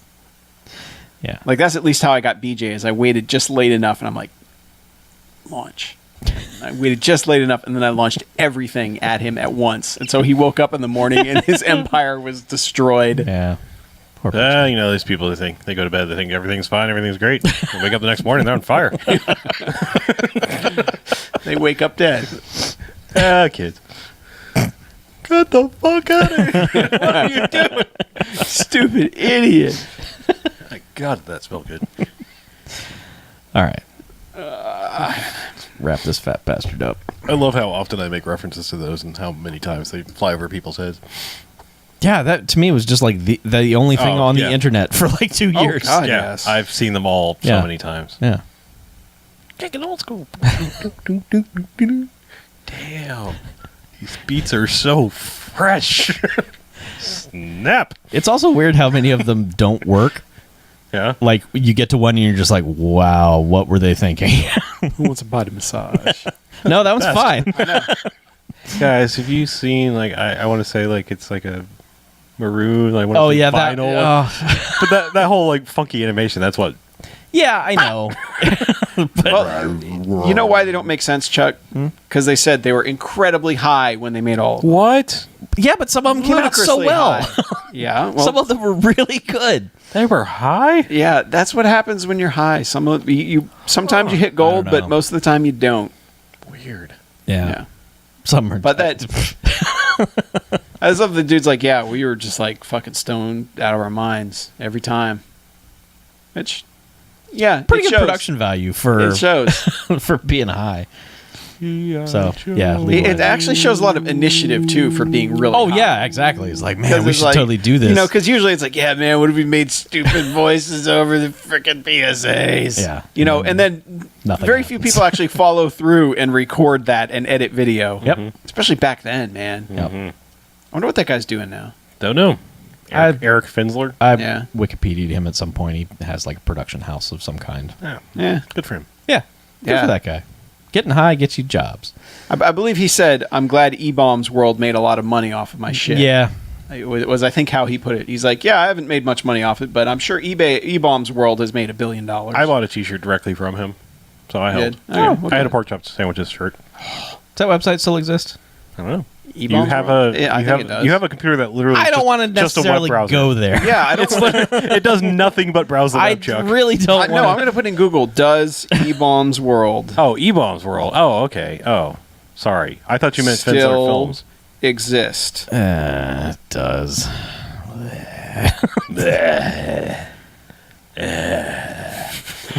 The first response is a blog from E-Bombs World. It says, how does E-Bombs World still exist? And it says, July 25th, 2012. This is a shittier version of Reddit. All the same material, just delayed by a few hours. Yeah. I don't understand how a site like this can survive. Oh, it's all just BuzzFeed bullshit. Why does it look like Facebook now? It's go away. Get off my browser. Get off my browser. But yeah, I mean, it was like, sadly, it set the template for basically all of these sites. Where Yeah. it's basically just like, all right, what's that? Okay, chop their name off it and post it. Yeah. You know? I miss like And like 3/4 of Twitter comedy now is like, Yeah. oh yeah, steal that joke and just act like I did it. Mm-hmm. It's gross.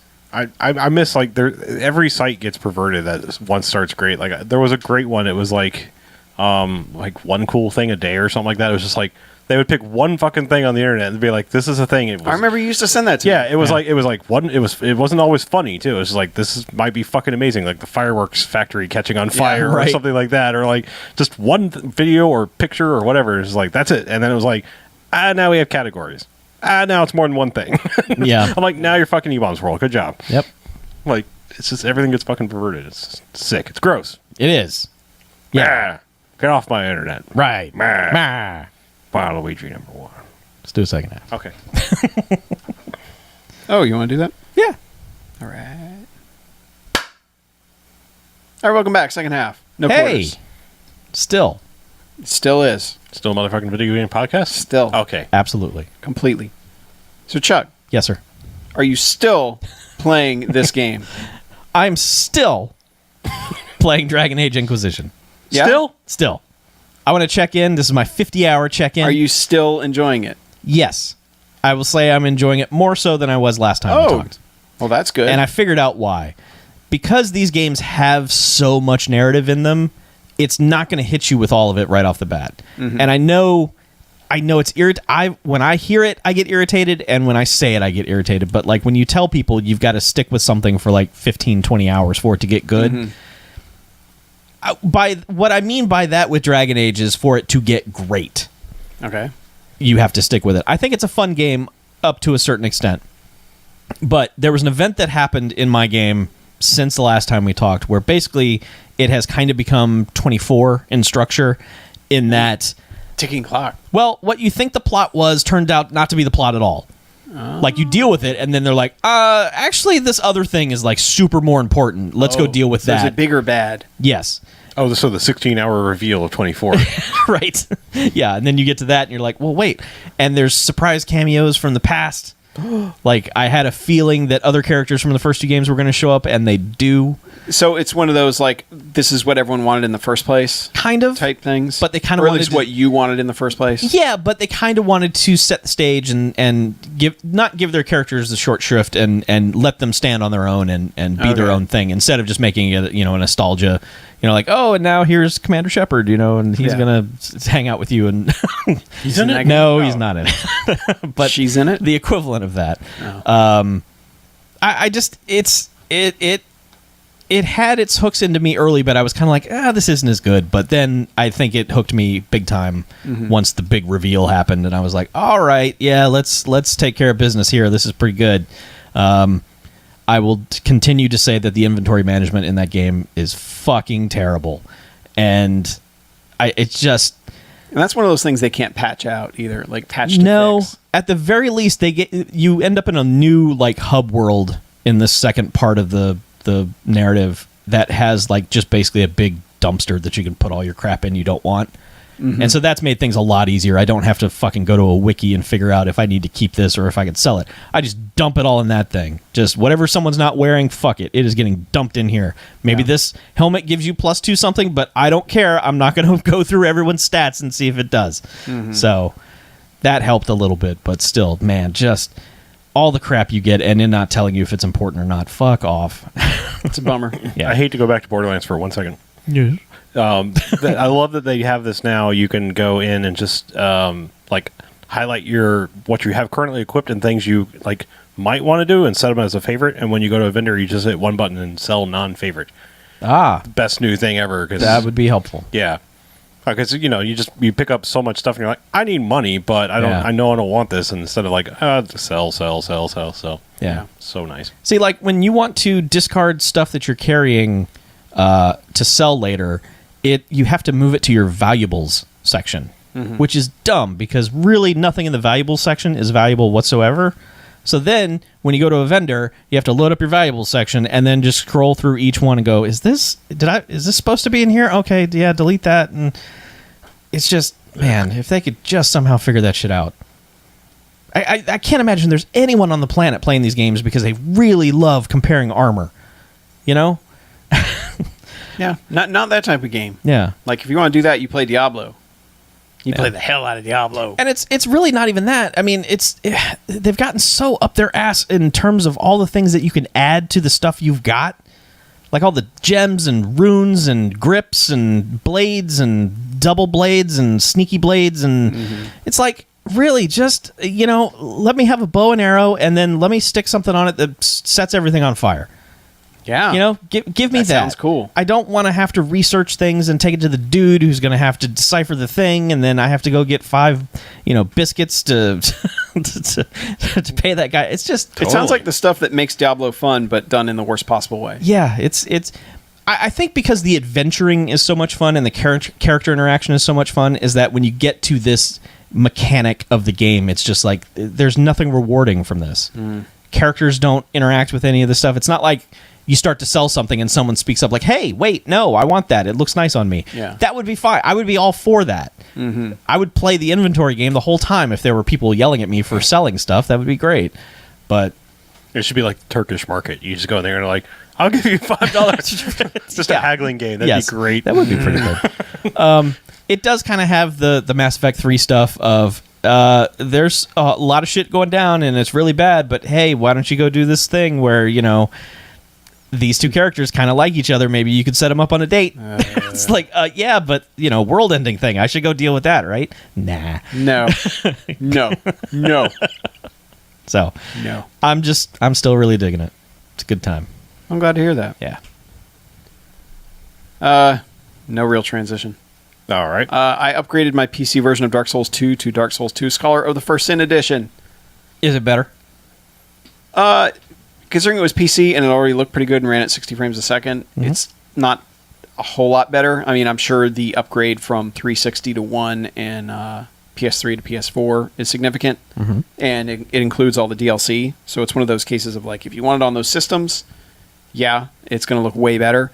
But I mean, one thing they did do is they rearranged enemies and where you find items and other stuff. So I mean, the map is the same, but where you encounter certain things has been moved or rearranged, or there might be a new enemy there, or just it's kind of like almost like when you put in Zelda as your name in Legend of Zelda, and it gave you like, all right, well, this was over here now. It like mixed Right. it up. It's kind of like that, but for the game as an entire whole.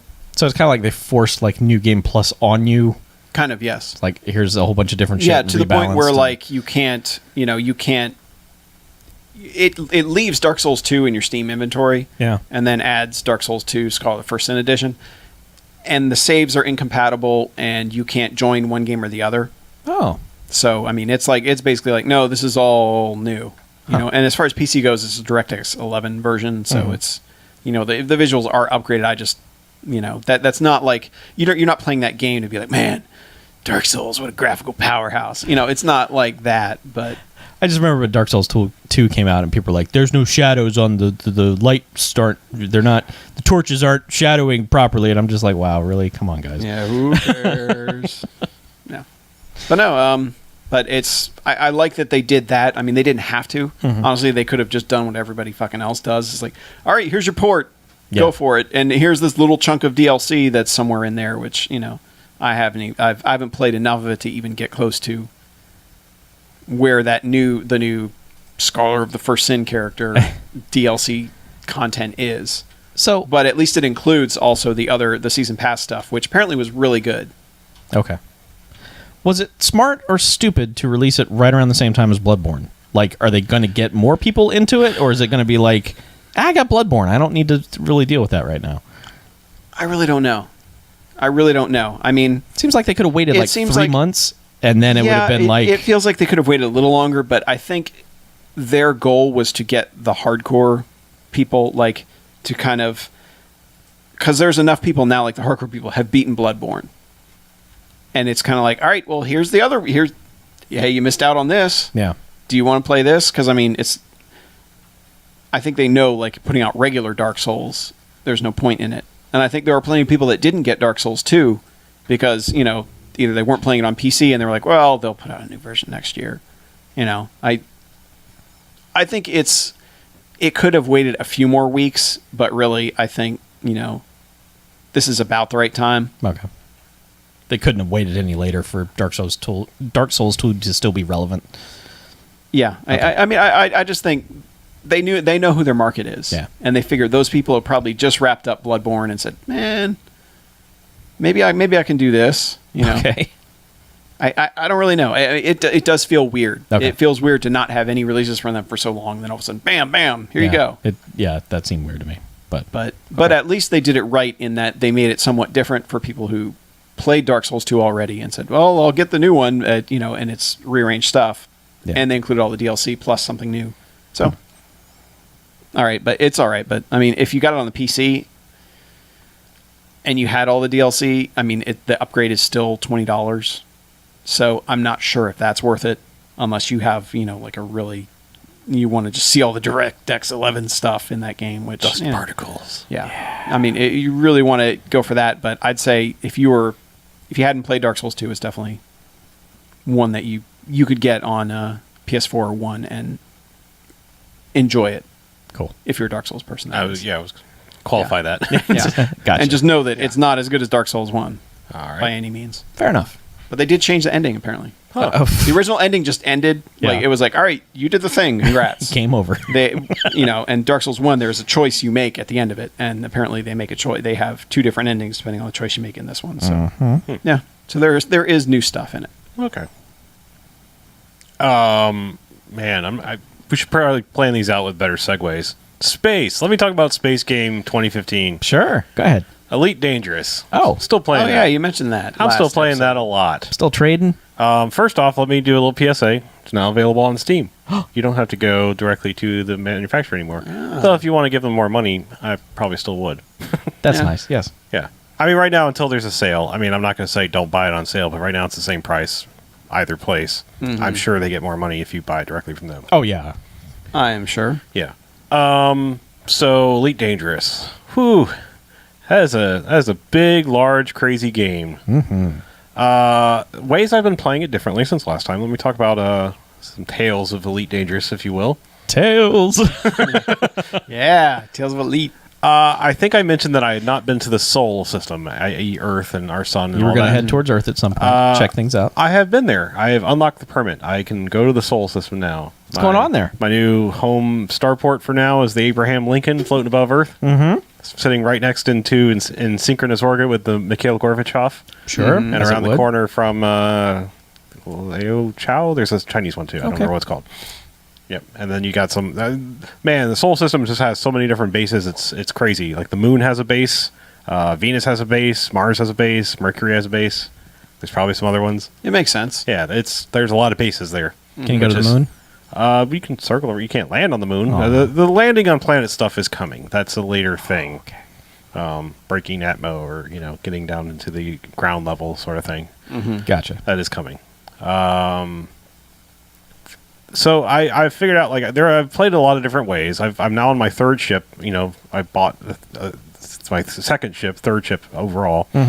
I've played a lot of different ways. I've gone off exploring. The other day I was like, I'm going to Galactic Central Point. This is going to take a really fucking long time because, as I said, it's map by map the entire goddamn solar system, or galaxy. I mean, and here's the thing. I got about an hour or two into it, and I was like, it's just nothing stars because you basically are going out past where there's any kind of civilization. Right. So I'm out there and I'm surveying, and I'm like, there isn't a space station for God knows how many. There may not even be another space station.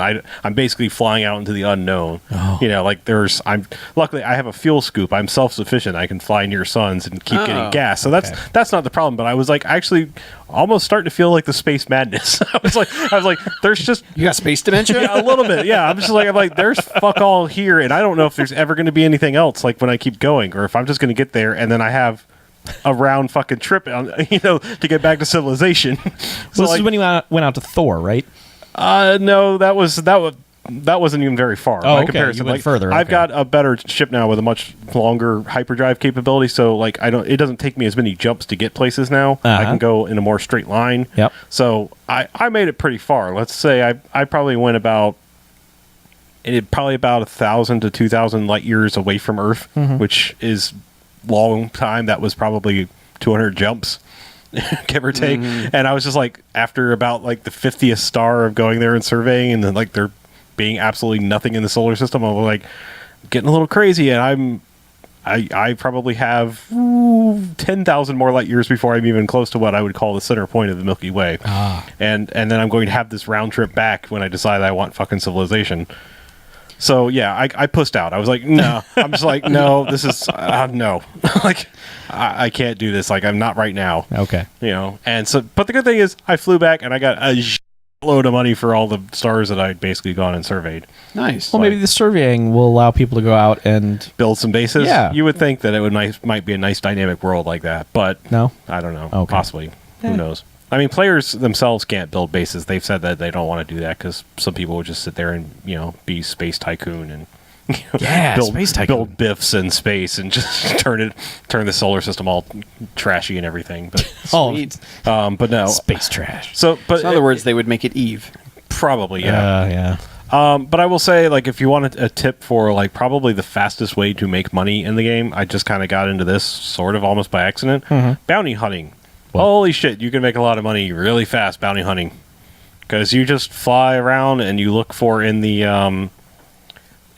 solar system, there'll be unidentified signal sources, which usually means there's just a ship or some ships there that aren't identifying themselves. Because there's usually three things you'll see flying around. You see weak signal, strong signal, and unidentified. Weak is usually just some cargo that's laying around that's probably illegal salvage kind of pickup type thing. Strong signal is usually someone identifying themselves. It could be a gang of pirates. It could be a cop, the system cops or whatever, if you will. But unidentified is usually someone sitting there that kind of doesn't want to be known. So you'll usually fly in, and probably 4 out of 5 times it's going to be some people that have a wanted level. you don't know what they're wanted for, but you could just start shooting at them freely because they have a wanted level. Hey, yeah. And so, yeah, I just started shooting dudes. Parking and tickets. it could be. I'm murdering people because of space parking tickets. You parked in my space. Yeah. That is my fantasy for the future. Feed the space meter next time. Yeah. But like, I guess it's dependent on like either what they've done or how much they've done, or also a little bit their level. But like, if they're elite is actually one of the ranks of how dangerous they are. That's where the name comes from. This is the third elite game. Or I'm sorry, dangerous is it's like harmless, competent, dangerous being the third level, and then there's like expert, master, or things like that. Gotcha. And so it's actually because it's the third elite game. It's the third. Elite dangerous. The next third, one's Elite Master. right. So like the harder they are to kill, they'll get a bigger bounty out of them, and some of them like you'll get a 50,000 credit bounty just for shooting one dude. So what happens if he shoots you and kills you? That's not good. Yeah. Do you like respawn? You can at respawn, the like you, nearest station. Or? The way they explain it is like you basically have an escape pod that is indestructible. So yeah, you jettison at the last second, and you have to rebuy your ship. You have like an insurance cost. It doesn't cost you what your ship originally cost, but it's like let's say my ship. You gotta pay your premium. Yeah, with my ship and all the pieces apart, it's probably worth about 800 to 900,000 credits with everything I've done upgrades wise to it. So my insurance cost is like 60,000 credits. So it's not cheap to blow up. Amen. Kids, let me tell you, if there's one thing you need to learn, piece of advice for it me. ain't cheap to blow up. So Exactly. I'm still playing a lot of space game. It still occasionally annoys me. Like I finally got a mission to like progress my naval rank, which is what I'm trying to do to get these better ships and be part of the gaze now. Yes. Basically, I'm trying to get be in the Federation and get Federation ships and all this stuff, and this is how you get the permits to enter the systems. And I get this mission. It's like go bring us some of this kind of weapon. Okay. I go fly somewhere, and what's nice is like even if they don't have them, they'll tell you where they got imported from. So you're like, well, that's obviously where they came from. I'll fly there. I did it like 4 times where it said it was imported from, and they kept leading me somewhere else.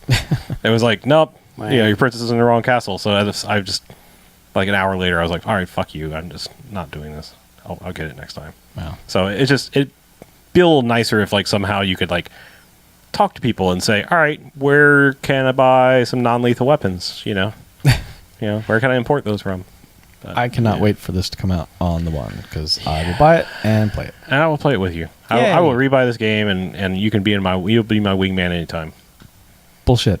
All right. You could be mine. So There it is. Yeah. It's still coming. Xbox One. does it say when?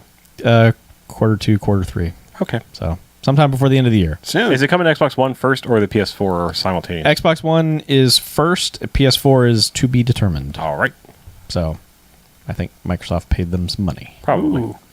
Which makes sense because, the PS4 is pushing that No Man's Sky. Yeah. So Xbox wants to have their own thing, They really. have their own space game. Yeah. So speaking of space games, kinda. Space game, kind of. Quick public service announcement for all the fan of Geometry Wars 3 Dimensions. It is now Geometry Wars 3 Dimensions Evolved. There was really? a big, huge title update, added a whole bunch of stuff, rebalanced some things. Free? Yes. Sweet. Free title update, adds like 50 new levels, a whole bunch of challenges and stuff like that. This game was one of those games that had like a star cap to where like you have to get a certain amount of stars to get to the next thing. They said, fuck that, get that out of there. So you can just play through the story mode or the single player mode without having to worry about that. Because I'd gotten stuck and was just like, I can't really progress in this, so I guess I'm done with this game. They lifted that, made the stars about something else, and you can see all the content. And that's what I like about games that I purchase. I want to see all the content. Yeah. So, yeah. So, if you have the game, it probably updated itself. I need to get a copy of that. It's pretty good. It really... I thought there was enough Geometry Wars stuff. 1 and Geometry Wars 2. Yeah. So. I thought there was enough content in this game. And then they were just like, here's 50 more levels. So, Sweet. yeah. So... I would get that. Huh? I would get that. You totally should. Yep. Yeah. It's been on sale a couple times. I'm sure it'll keep going on sale. Another PSA for you. Uh-oh. Ooh. This is hot breaking news that's not on the web anywhere except for a couple people going, eh. Yeah. Remember that game Room on the 360? Yeah. No. You could go in and play Atari 2600 games, and Yeah, I remember you walked around your little retro arcade. yeah, Yeah, we What played. about it? We played Mega Mania together. we did. Yeah. It was fun. The game is now broken. What?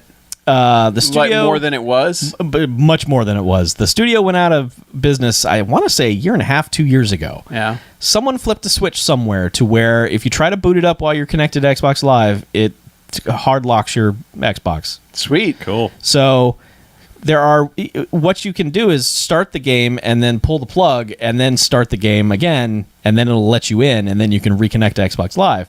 But you cannot buy anything. So if you want to add any new games to your collection, you can't. You're Even if done. you have all the content packs that have them, which Yeah. basically every time they would update, they would just give you all the games and Yeah. you would just unlock I remember them. that. Can't do it. Man, There's no one to collect the money. how will people play retro arcade games now? I'm just saying, this is like, So you and 3 other guys were like, son of a bitch. yeah. If only there were like 1,000 other ways to play those games. I know. cheaper and better. I know. It's just You've got I a was point. so behind the idea of this thing, and to see it die in such a way that, I mean, they left it to die, obviously, but Yeah. for it to then just break and there be no one available anywhere to say, yeah, that switch flipped, we'll get to it. Nah, it's just never going to happen. I was behind the idea of putting out games that were old in a fun way. Mm-hmm. Not in any way that they did Game Room. No. Honestly. No. I pretty much hated every single choice they made. Yeah. It had In such the entirety promise. of that. It had promise, but Yeah. It didn't fulfill any of that. no. And So- now you can't even boot it up without yanking your network cord Right. out of your Xbox. Yes, you just to play the stuff you've already purchased. You could gently unplug it. You don't have to yank it, but What if you're hooked up to Wi-Fi? Do you have to reach in like Sub-Zero and just yank the Wi-Fi card out? That's a Correct. good point. yeah, So you have to shut off the Wi-Fi. sure. Fuck's Yeah, sake, just go to your router. I got an easier solution. Don't play game. Go to Manage Settings. Yeah. Go to Hard Drive. Right. Go to Delete Game Room. Oh, okay. Also, then go to a browser and realize you can play all of these on the web now. Yeah, I know. I'm not saying it was the best thing. I was just it was an idea that I was just behind. Sure. And now it's dead. The dream is dead. It really was. Speaking of dead dreams, Yeah. Yeah. so there's this game that came out. It came out like on Steam and Xbox One simultaneously, pretty much. It's called LA Cops. La Cops. La Cops. And this, it kind of La hit like Policia? it hit sort of when we were coming out of Blaxploitation History Month for our other podcast, the Yeah. Bad Movie Fiends podcast. At Yeah, I've heard of it. AMF BMF.com? yeah, that one. BMFcast.com? I That's don't know it. where we are. It's on the web somewhere. You Yeah, should just look. It's where you can find the games, the retro games that you Right, can play in the yes. browser. Yeah. So it had this 70s aesthetic to it, and it seemed like, and pictures looked kind of cool. And I was like, I'm going to be on the forefront, and I'm going to buy this game, and it's going to be a good time because I like 70s cops and mustaches and things. So it's kind of a Hotline Miami clone. Not great. Okay. Kind of overly difficult and kind of janky in a lot of ways. Okay. But Awesome. I don't know. I don't really have a lot of purchases I make that I regret, like instantly. Just like, after 5 minutes going, man, I probably should have done some research before buying this. That's one of them. Really? Yeah. It's kind of interesting looking and it plays kind of interesting, but it's got a weird leveling up system that basically leaves you you're going to die a lot until you play it for so long that you can power up in any way, shape, or form. So, whatever. So I regret that, sadly. Okay. Maybe just check out a demo of that or watch someone play it on YouTube. You'll be all right. Nah. Okay. You lost me at Hotline Miami Club. Okay. Yeah. Yeah. So then, I've been going through my 360 library for reasons we will talk about in a few minutes, but just going through like all the games. Man, I've downloaded so many 360 games over time because they're free and they're cheap, and it's just like, why not build a library? And I got to one and I was like, well, I'd never played Battle Block Theater. I don't know why that jumped out at me, but I was like, I should really play that. That sounds like it would be a Kinect game. You would think. It is not. It is a puzzle platformer. Yeah. What was Okay. that? What was that Spielberg game Boom Blocks. Boom Blocks. That was Wii though, right? Yes, Yeah. that was on the Wii. Okay. That's supposed to be a really good game too. Yeah, it is. Yeah. It's really well done. Anyway, sorry. Battle Block Theater. Battle Block Theater is also really well done. It is charming as fuck. I mean, you want a game to Fucks give you are pretty charming. Yeah, but like personality and jokes and having like a focus. This game has. I mean, it's so good. It's made by like the Castle Crashers and the Alien Hominid people. Hominid. It's. I mean, it's The Behemoth. Yes, is their name. Yes, it is not overly difficult. I've played maybe about half of it now, and I keep waiting for it to hit that point where like the puzzles are just so far up their own ass. Like, check out our awesome mechanic that we've come up with, and it's just like I don't want to do this anymore. Haven't hit that yet. Okay. But just everything. There's a narrator who's saying funny things and keeping the story moving and everything. It's just it's really charming, really well done. It was a Xbox Games with Gold game at some point, so probably everyone has it. I must have it then. Yeah. I probably don't because I always forget to check. Okay, well, it might be pretty cheap now. I don't know, but it's just adorable. I mean, it is really something that's for a genre that has 9 million entries in it. For this one to stand out with its with its overall packaging is pretty nice. So I've really been enjoying that. Oh, good.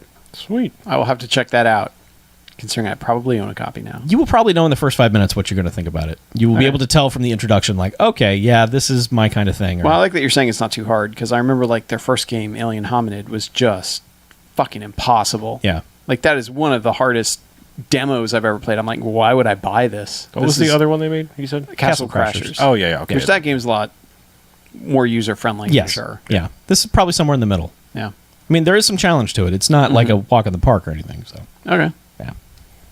Check those out. You want to know about a game that's a cut above the rest? No, I'm sorry. That's No, that's great.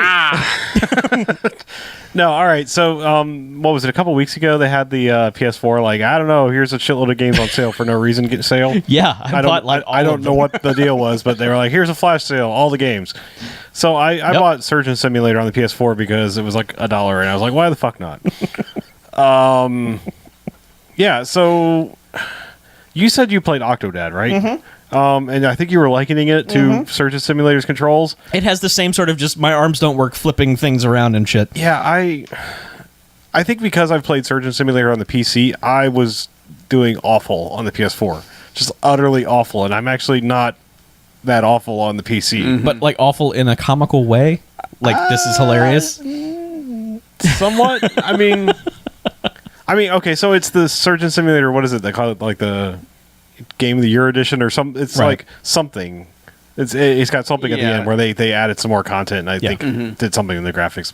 I have the same thing on my PC. Like they offered us an upgrade to it for like really, really cheap one day, so I did it. But I don't know. I mean, I guess if PS4 is what you have at your disposal, it's fine. But like, I don't know. Just having tried it, I understand. I guess my problem is like I sometimes want to play the game to do well. And sometimes I just want to, rip that fucker open with hilarious results. So, but like, I was having sometimes you actually want to succeed. Yeah, I was like, and then sometimes you don't. Yeah, I was like, all right. The first time I fired it up, I was like, I've messed around. I've seen the stupid things this can do. I'm going to actually replace this guy's heart or whatever they had you do the first time. Kidney, something. But I'm gonna actually replace this. Yeah, I'm gonna do this, and I'm gonna do it right. Man, if only more doctors were saying that every day. But yeah, I was really, really having a hard time with that control scheme. It just wasn't working for me. Yeah, Octodad is hard to control, but I was taking that as just like that's the game. Okay, so I wasn't really seeing it as the controller or the PS4 or anything. It was just I'm still interested by that. I keep waiting for that to pop up on one of the other sales again. It's just it might have done that. Like now it's too old; it'll just get forgotten. No, that's when it becomes $1. Like right. Well, that's what I mean. It's sometimes they forget about like they did, yeah, like that. What the hell's that one that was like the launch indie game? The Diggy game. I was like, man, I want to get that, but I'm not spending $15 because it's a flash game. You know what I'm talking about? Yeah, it was like one of the three indie ones. It has never gone on sale. Yeah, you're right. Like it probably never will now because it's just too old. But yeah. I was like, this was a free flash game, and now you want $15? I'm like, that's and cool and never all, but discounted that. Anyway, another one I picked up on the sale. Tennis in the Face. Tennis in the Face. Yeah. But you know what? You know how fun that is to say? It's more fun than playing the game. 'Cause you get to say tennis in the face, Yeah, which is not really to discount the game, but it's called tennis in the face. In the face! And that should be a little bit better than basically Angry Birds. It's pretty much Angry Birds. Yeah. Yeah. It's more or less Angry Birds. Well, that's I thought it was going to be like kind of a bummer. extreme tennis. I Yeah. thought I was like you. It was like what, $1 or less or I was- something. Well, that was the thing. I was like, $1 or less, I'm just buying. Oh, yeah, that's what I did. I'm not even looking at what this is. Yeah, I don't care unless it was a Texas Hold'em poker simulation. I don't It's like know. nah. I would have gotten that. Oh, okay. But no, I was actually half expecting it to be kind of like the dishwasher or something. Like I was like, thinking maybe he was going to go and dispense justice with a tennis racket. Yeah, kind of. Or, Yeah, you know, something. But yeah, no, it's just Angry Birds where you've got, tennis ball and you've got to figure out what the pattern is to smack and hit everybody in as few hits as possible, essentially. Yeah, I don't know why he has a limited supply of tennis balls, but, because they're in the face. video games. because they've hit too many faces. Right. But yeah, I don't know. I played it probably more than I should, but it's just fucking Angry Birds. Yeah, that's one of those games that I played it for like the 2 or 3 hours that after I hit start, and I'll be like, I'll never go back to this. Yeah, kind of. It's, Yeah, I get it. I got through like the first 2 pages of things or Yeah. places or whatever, which is 20, 10 to 15 battles each, something like that. And yeah, I'll probably never go back to it. Yeah. It's like you're playing it and you're like, this is all right, but there's nothing about it that the next day you're going to go, I need more of that. You'll be like, Yeah. So I should return it. I bought it. yeah, get your 90 cents back. Totally. Okay, I'll see if I can. You probably got a Vita copy for that too, didn't you? Oh man, did I? I'm might pretty sure already- it was cross-buy on everything. It might be all right on the Vita. Yeah. It might be the kind of game you need. Oh, to it'd be pick up. perfect on the Vita. Really? Oh, yeah. Yeah, I mean, it's like, Angry Birds was like, that's where it excelled. It was like, I have time for A level. Mm-hmm. Yeah. It's going to do just fine on the Vita. And by that, I mean, it'll be playable on the Vita. This is a game you can play on the Vita. Yep. There you It go. won't be That's the our worst review. game you've ever played. Yeah. Yeah. So, Another game got on sale for no particular reason. Mhm. Zombie Driver HD Ultimate Edition or whatever it is. Sure. Xbox One Edition. yeah. Includes all the content. Right. I really had no idea what to expect of this game, Mhm. but it is kind of like Carmageddon in that it's like an isometric view of a car driving around, murdering zombies, Pretty much. running over a ton of zombies. Yep. And Wait, wasn't Carmageddon first person? Maybe. The original one? well, I'm trying to think. Wasn't there an overhead view one? It's almost like the original GTAs. Let's put it that Yeah, way. yeah, I'll go with that. But yeah. Yeah. But yeah, it's very much that with a lot better lighting and other stuff. That seems to be the new key is like when you go on a new console, like do How's the lighting? Do the lighting and shadows better. Yeah. Which, yeah. There doesn't seem to be much depth to it as far as like, all right, well, now you have rocket launchers, but those ran out. So now you got machine guns and those ran out. And Yeah. otherwise, you're just running over zombies and the missions are only like 5 to 10 minutes. It almost feels like a mobile game port, Yeah. Yeah. but Yeah, I play this too. I didn't put it on the list, but yeah. Yeah. I don't know. I mean, I only spent $5 on it, so I was like, it's not terrible. Yeah, but I spent 90 cents on tennis in the face. Yeah. Face. You got it in the face, huh? I played tennis in the face more, Yeah. Aw. Yeah. sadly. Yeah, it was kind of making me dizzy the way that it would spin around. Yeah. And it just seemed like I can't name other games like this that I've played before. I just feel like I've played this game 6 other times, either on foot or in a car. Yeah. And it just seemed like you run out of ammo super quick. Yeah, that was my biggest complaint. Was like, all right, where's my ammo? Yeah. Oh, I don't have any anymore. Yeah. I mean, like, if you want to do big, crazy, over-the-top millions of zombies on the screen, you need to give me a shit ton of ammo. You know what? Playing games like this immediately make me think is I number one, I want a new Return Fire. Yes. And number 2, I want a new Strike game. Desert Yes. Strike, Arctic Strike, whatever, all those Strike games. Nuclear Strike. Yeah. That would be Yeah. more. And actually, I think I bought a lot of the Strike games for PS3. Yeah, they were in that sale. I forgot they were on there. I think I bought them. They're going to make you sad when you try to go back and play them. Just saying. Don't tell me that. Okay. You're going to be fine. Everything's gonna be all right here. Yeah. I want to play Return Fire again. Was that a PS1 game? PS1 and 3DO. I have the 3DO copy. Yeah. Actually, I should bust that out. 3DO is pretty good. We should do a 3DO live stream. Okay. Play all them hot. I'm good. I know right where my 3DO is. Well, me too. It's right behind us in the closet. All right. Let's bust it out. Play some 3DO right now. Yeah. Should we? I We could. can daisy chain controllers, can't we? Yeah. Yeah, I think I have 2 or 3. Yeah, I've got a couple. Nice. Play some Incredible Machine. Some Twisted. Yeah. It's like You Don't Know Jack before there's You Don't Know Jack. Yep. And Mario Party. Yep. Nice. And plumbers don't wear ties. And Samurai Showdown, where you could buy it. That didn't cost $600 That's right. for the game only. Because I love that that's how the Neo Geo worked. It's like the games were like the cost of an arcade machine. Yeah.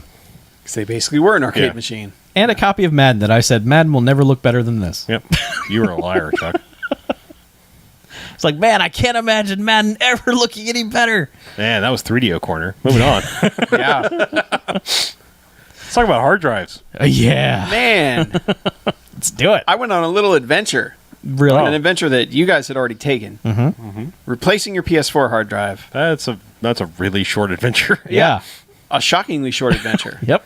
It took longer to re-download all my shit because I didn't wait until they did the firmware update that came out after Bloodborne. That was like, all right. Oh, you mean the here. one that was like a week later? Yeah. Yeah. Oh, it was literally a couple days after he did it. Yeah. It was fine. It's fine. I'm over it now. But yeah, my bandwidth cap, if I have one, has been utterly obliterated at this point. But yeah, I basically bought the drive that everyone recommends you buy, which is, God, I don't even remember what kind it is now. Western but Digital. It's a Western Digital, 2 terabyte, comes in a little plastic enclosure.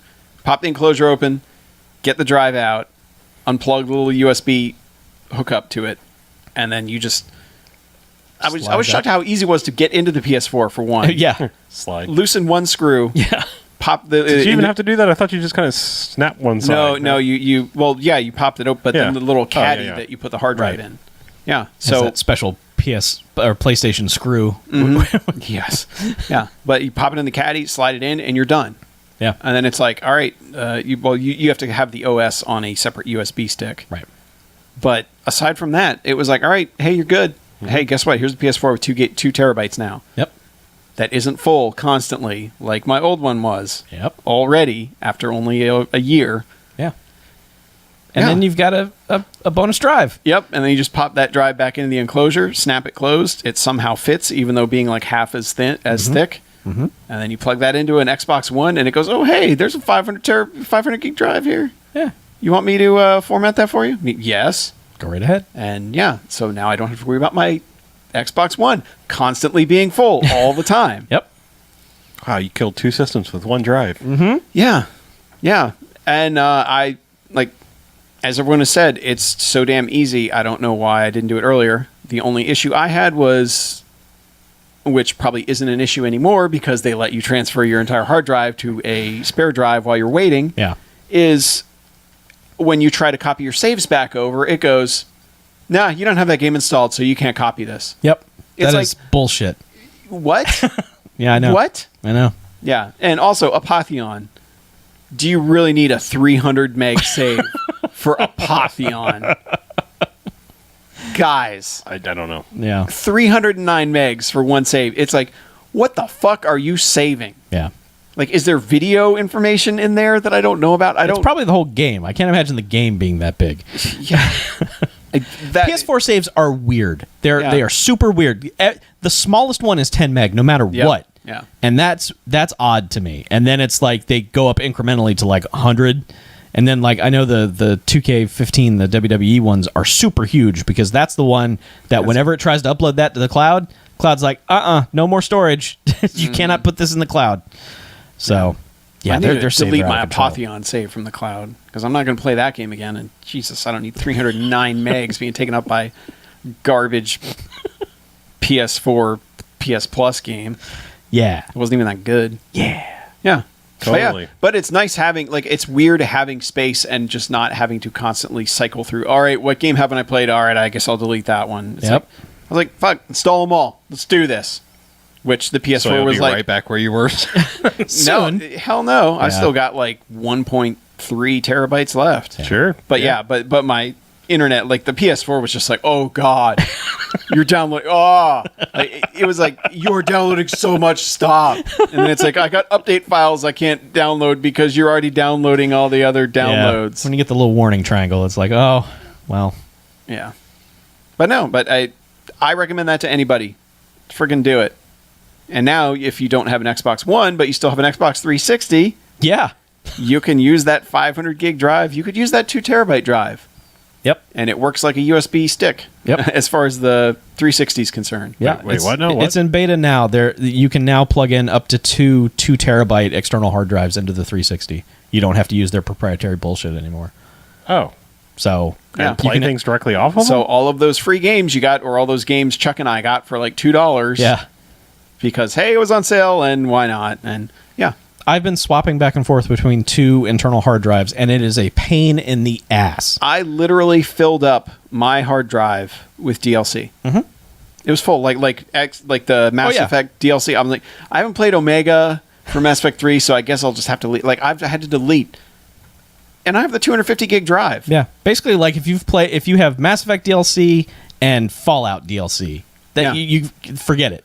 You're done. You You're filled full. up your damn drive. Yeah. But yeah, now you can just transfer all of that over to a nice shiny 2 terabyte USB drive Yes. and not worry about it. For those of you who have not launched it into the sun yet. Right. But I mean, you can't play off of that, right? No, I you mean, can't. You can play off of From USB, what I've read, USB 2? People have tested and says works fine. Okay. Yeah.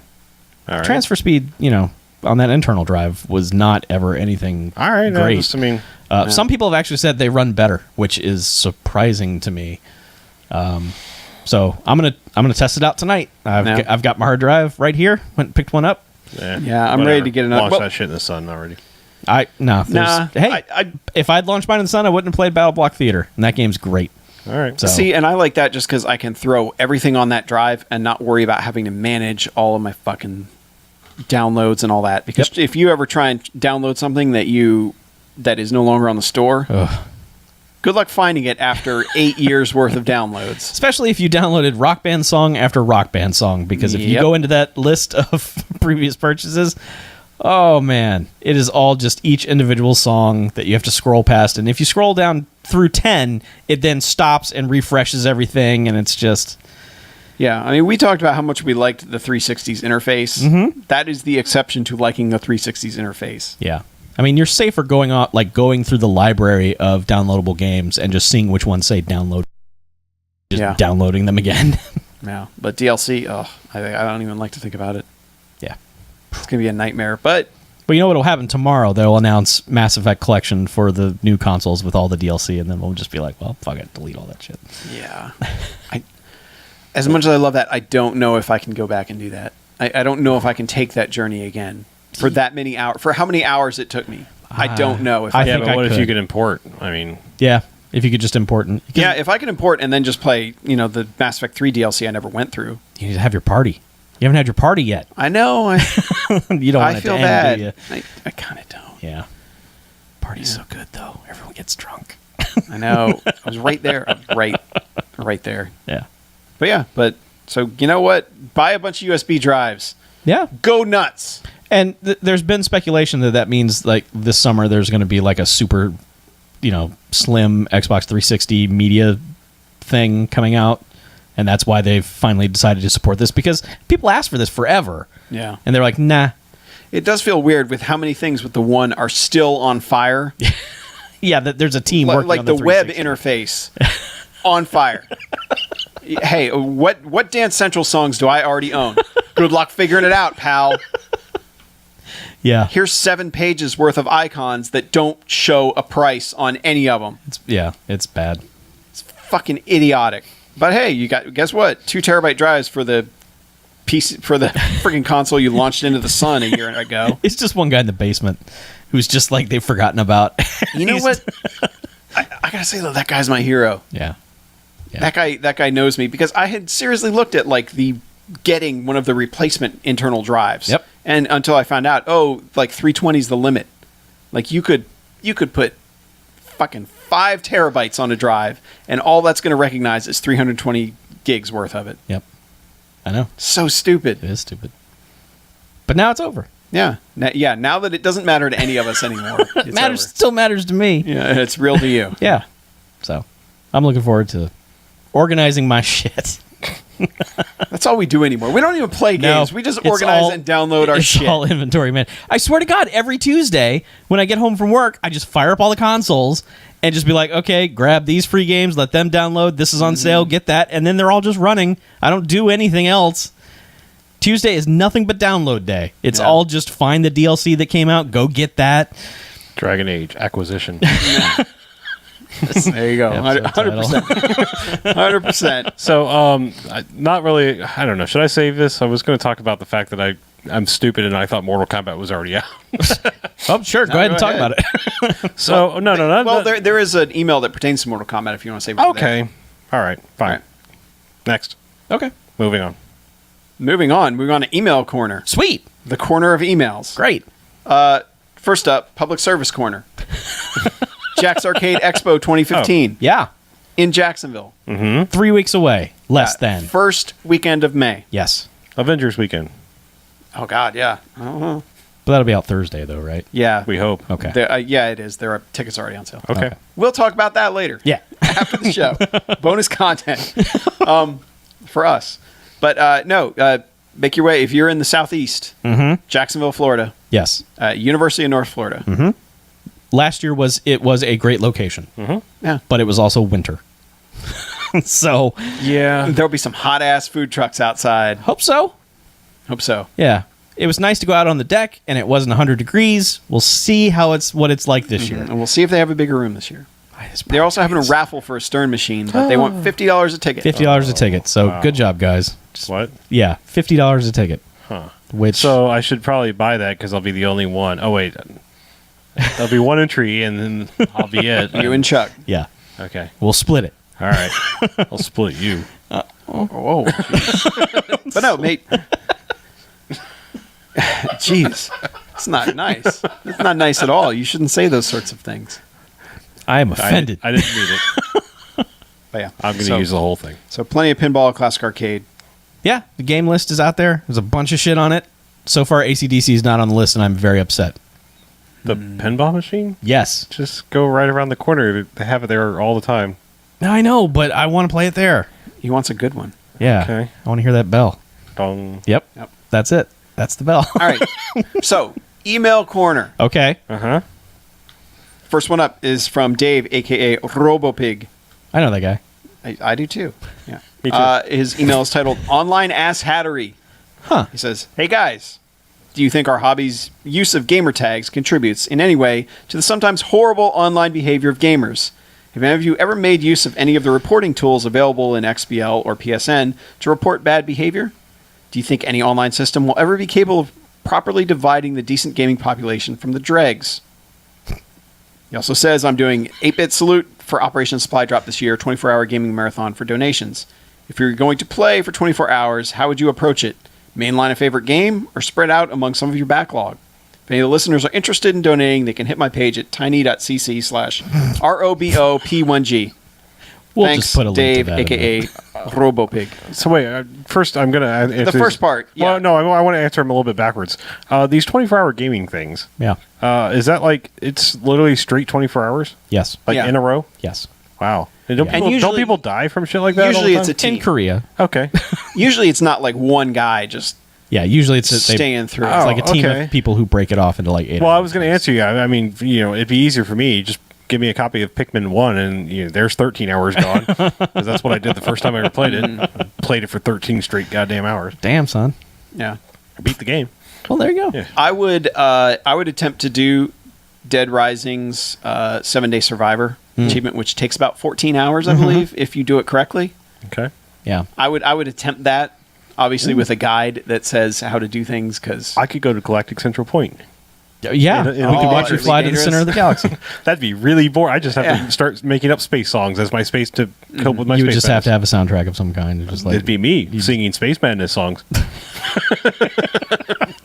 but yeah, I would use it to do like some stupid achievement that takes a long time, and Sure. that's the easiest one I can think of is Go for that Bomberman one. Oh god, whether like the 200 hours of no, yeah, impossible, can't be done.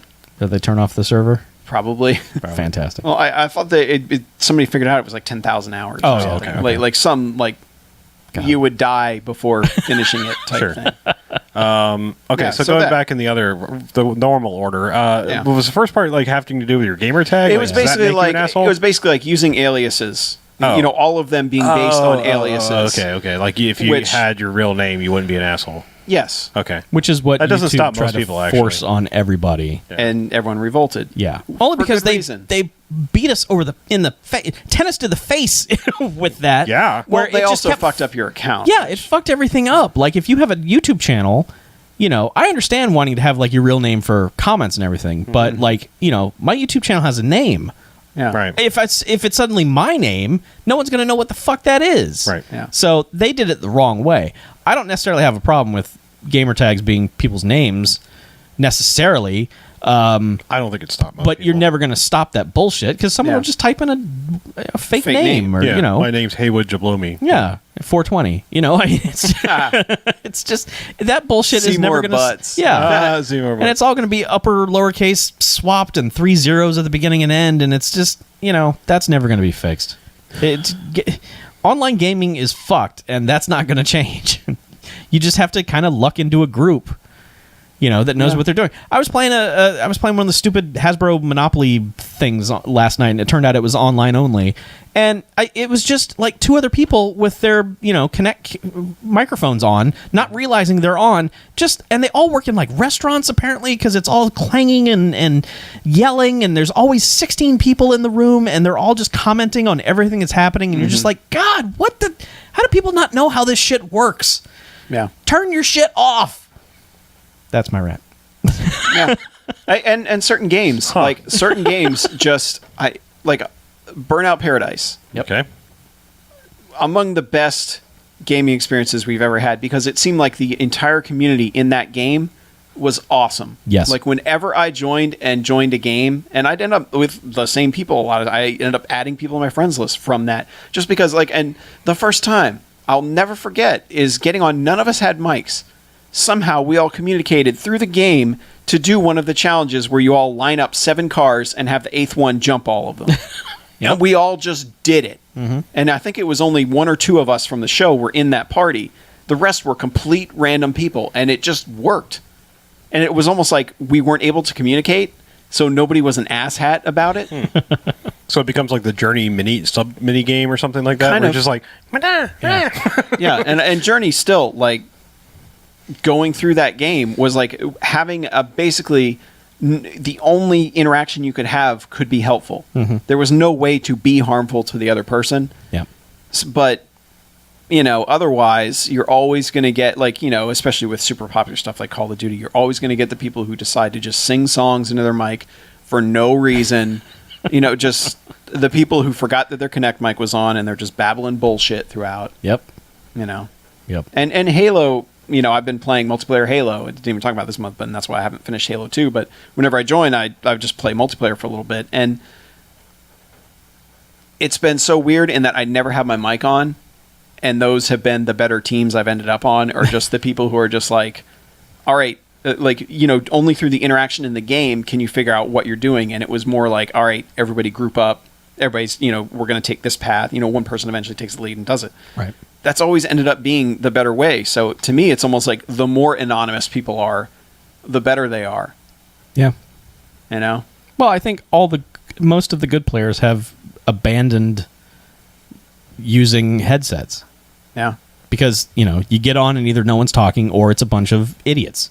So you're just like, fuck. And so you figure out ways to communicate some other way. When I have the headset on, I'm always talking to like Knobs or Moonpier or somebody in a party, you know, just not even playing the same game. Mm-hmm. You know? And granted, it probably made Knobs bored as hell when Harlow and I tried to play Legendary Halo for a few levels while we're like... well, we were also still saying stupid but clever things. Like, Yeah. I don't know. You could we be were also, we were shooting the shit while playing the Yeah. game, but, you know... Like, I mean, because that's the thing is, like, even on that super difficult level, it's not like we really had to communicate that much to play the game. I mean, that's the thing is, like, we've played enough game.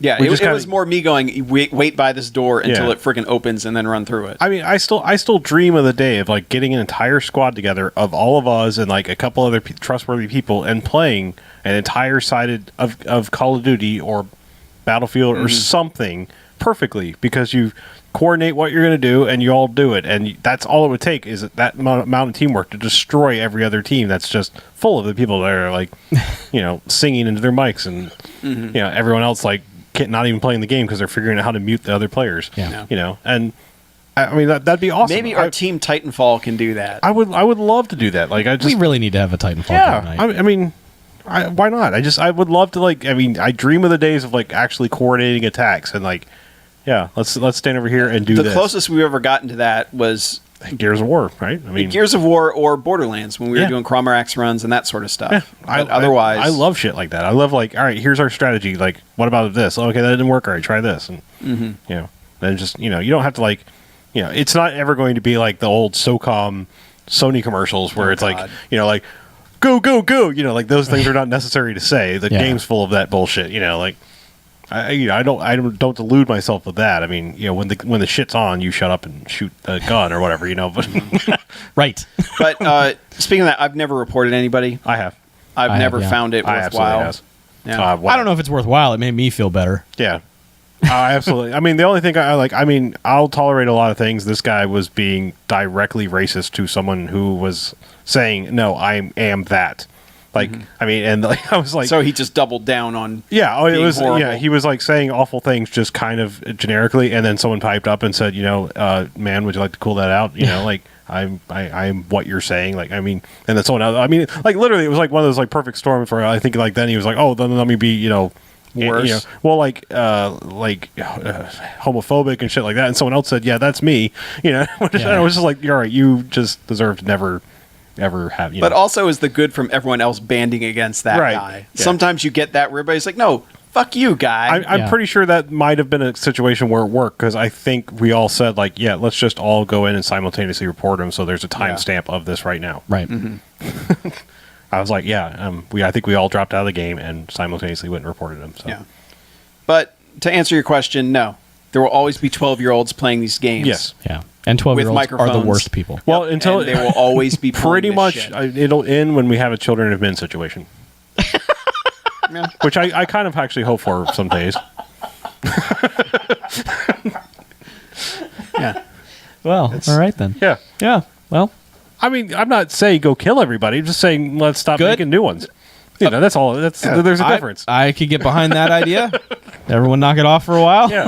Let's have a good 5 years and none of that shit. Yeah. Sounds good. All right. Let's move on. All right. Next one up is from Corey, who says, best new feature of the last gen. Said, hey, NQ crew, hope all is well. I was talking to some friends over pizza and Dr. Pepper the other night about how my favorite game mechanic / feature, active reloading from Gears of War, wasn't copied or borrowed by other developers. Active reload is one of the key things that made me love Gears of War. While it was a small thing design-wise, it completely changed how the game played. Even after hitting that perfect active reload for the millionth time, it still felt awesome to pull it off, but it still gave me a panic attack every time I missed it and the locusts started to swarm when I had jammed my gun. What feature / mechanic sticks out in your mind from last gen that completely changed how you felt about a game? Except for my Wii U gamepad, one of the best controls ever made by Nintendo, and yet even they have no idea how to develop games for it. So true. Yeah. So, That is the Man, that is Active a very Reload is solid such a piece good of hardware. Yeah. Oh, that's a good example. because it gave you better, like your ammo was better if you hit it perfectly too, so you'd be Yeah, you got like, like 10, oh. 10 seconds of bonus. Yeah. Yeah, you're like, oh, I'm gonna fucking murder everything, and your guy would be like, nice, every time you did it right. Like it was like just that thing is like a perfect storm I- of just Really nice because my guy woo. oh yeah Yeah. yeah. I think it was Marcus would do Yeah. nice. Yeah, I know. Nice. I was always Coltrane. It was almost like the same sound he'd make if you freaking pop somebody's melon. Yeah. Oh man, I want to go play some Gears of War right now. I know. See, we need like the Master Chief Collection, Gears of War collection, but because Unreal and all that, They're not and- gonna do and it. Epic and yeah, it's not happening. Why? What am I missing here? They came out and said, no, not happening. We're not No. going to do that. Okay. And everyone was like, well, that's the one we were expecting everyone to do. I mean, More come like on. Cliffy Boo, am I right? You were right. So I don't like, Bluzinski.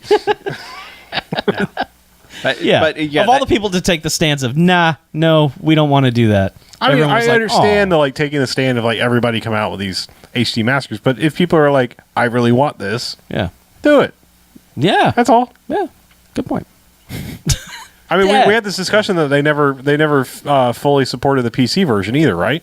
So that means one Yeah. day, like, we're never going to be able to play Gears of War again because servers will go down and Yep. 360 will just cease to fucking work. Yep. yeah. Yep. But no, honestly, the way he's talking, I can't really. It's weird. I can't think of any mechanic from any game that just hasn't either been done to death or just. I mean, I want to say like Rewind in racing games started last year. I don't think that was a Last year? last gen. Okay. I don't think that was an original Xbox PS2 era thing. Simply because of technical and like limitation. Racing Line, like any sim racer uses a Racing Line now. Yeah. Even Gran Turismo adapted it, which is like, wow, really, guys? Yeah. Like you guys are doing it now. So, Yeah. but yeah, otherwise, I guess I just miss Boost. Sweet Boost. Yeah, Sweet Boost from Burnout. Like, and it showed up in Forza Horizon 2 Presents Fast and Furious. Yes, it did. In a way, but really, like any other racing game, I can't think of any that use Boost, and that's like, why the fuck aren't you using Boost? Because it's awesome every single time. Yes. Yes, it is. So that's my answer. Boost. Yeah, I mean, It may be from a gen before this, but still. Boost. the destructible stuff from Burnout, like I that's something that's gone away now. I mean, EA co-opted them a little bit for the last couple Need for Speeds, but never in the same way. I mean, just having a freaking crash mode and that going away, it makes me sad. I just hate that racing games taught me to drive on the wrong side of the road for points. Sure. Because now I do that in every racing game. No I matter do that in life. Well, you shouldn't. You're not going to get any points for that. Oh, I get all on your the license, points. maybe. You Oh, might I get some all points. the points. Well, and honestly, when we think about that, kudos system Yeah. from Project Gotham. Yeah. How is nobody using that? And the same thing with like the club, I think Forza's using the kudo system somewhat. I mean, it's close. kind of. I mean, Points, it's rewarding you for, for drifts. and Yeah. J turns and Yeah, J-turns. Maybe it's just it doesn't do that thing that like Yeah. there was something about the way Project Gotham did it that It dished it out really good. that it was made like you so feel like- satisfying. yeah. I think that's might be what it is like you need that audio cue that lets you know you're doing something cool. Yeah, because you don't get that in Forza. There's no like, na-na-na-na-na-na. Yeah. You kind of need that. I mean, it's like Gorgar. When you play Gorgar, well, the heart starts beating faster and faster and faster, and it's like you've had this ball too long. Yep. There's something cool about that too. But I miss Kudos bars. Those were good. oh, you can order a big box of them. What? That's what Chuck and I Straight did. off Amazon. Yeah, Say what? So many kudos. freaking like 60 count box. Nice. Yeah. Yeah, Nice. Crunch. Ah, damn it. Next up is from Sunny California. Hey. I like Who's that. titled his email "Question," all in caps. Oh, whoa. Well, all That right. sounds more like an exclamation. Yeah. Well, it's all in caps. Oh, okay. Well, sure. Question.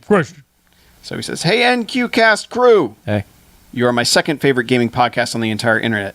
Don't it. take that the wrong way, since you're beaten only by Giant Bomb. Oh. Question. Actually, he just read that. Question. Question. According to Steam, what is your most played game, and how do you look back on that time? Best regards, Sunny California." I did not submit this one. He submitted this one. Well, we all know what Harlow's answer is. Yeah. Well, he has an explanation for that as well. So go ahead. Oh, okay. FTL. Logged 352 hours, I want to say. Probably actual time played 150? Okay. No, maybe it's lower than that. All right. Yeah, it so, claims 347 hours on Is that Steam what it is? Okay. currently. Yes. like, that was my played at work game for about 6 months to a year. So there were a lot of days where I would fire it up and pause between turns or whatever. And so it would just stayed running a lot. Mm-hmm. But I also played the game a whole lot. I don't know. I mean, what do I think of my time? Yeah, what do you think of your time? It's pretty good. I like FTL. Yeah. I haven't played Convoy as much as that, but I need to. I think that actually properly released, so hopefully some of the buggy bits that were there before are gone now, so I don't know. Now, Chuck. Y'all? Chuck's not really a Steam gamer. No. So apparently your longest is Pinball Arcade with Okay. like 4 hours on record. And I left that running to get badges. Yeah, I'm not going to lie. I've done that on a couple of games. My legit answer is Gone Home, because that's a game I played on PC start to finish. So whatever, like 3.2 hours or whatever. 3.2 hours. Yeah.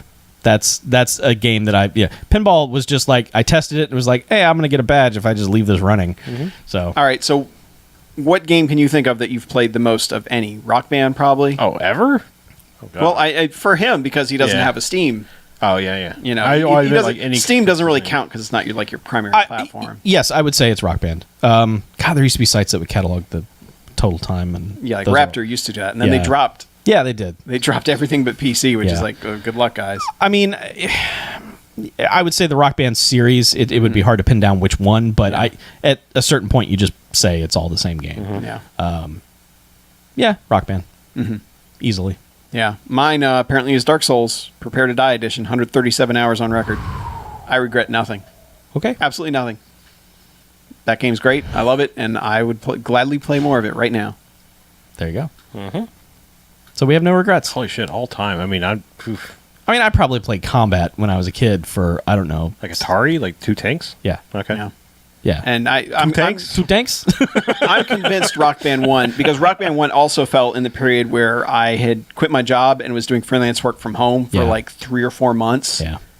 before I realized, oh shit, you need insurance, don't you? And insurance, if you don't have it, is really fucking expensive without a job. So You might be right. Rock Band might be mine. I too. play like Rock Band 1, just my quest to beat expert drums and just do everything in that game, plus the amount of time we spent at T. Stroll's house playing together. It's easily over 1,000 hours.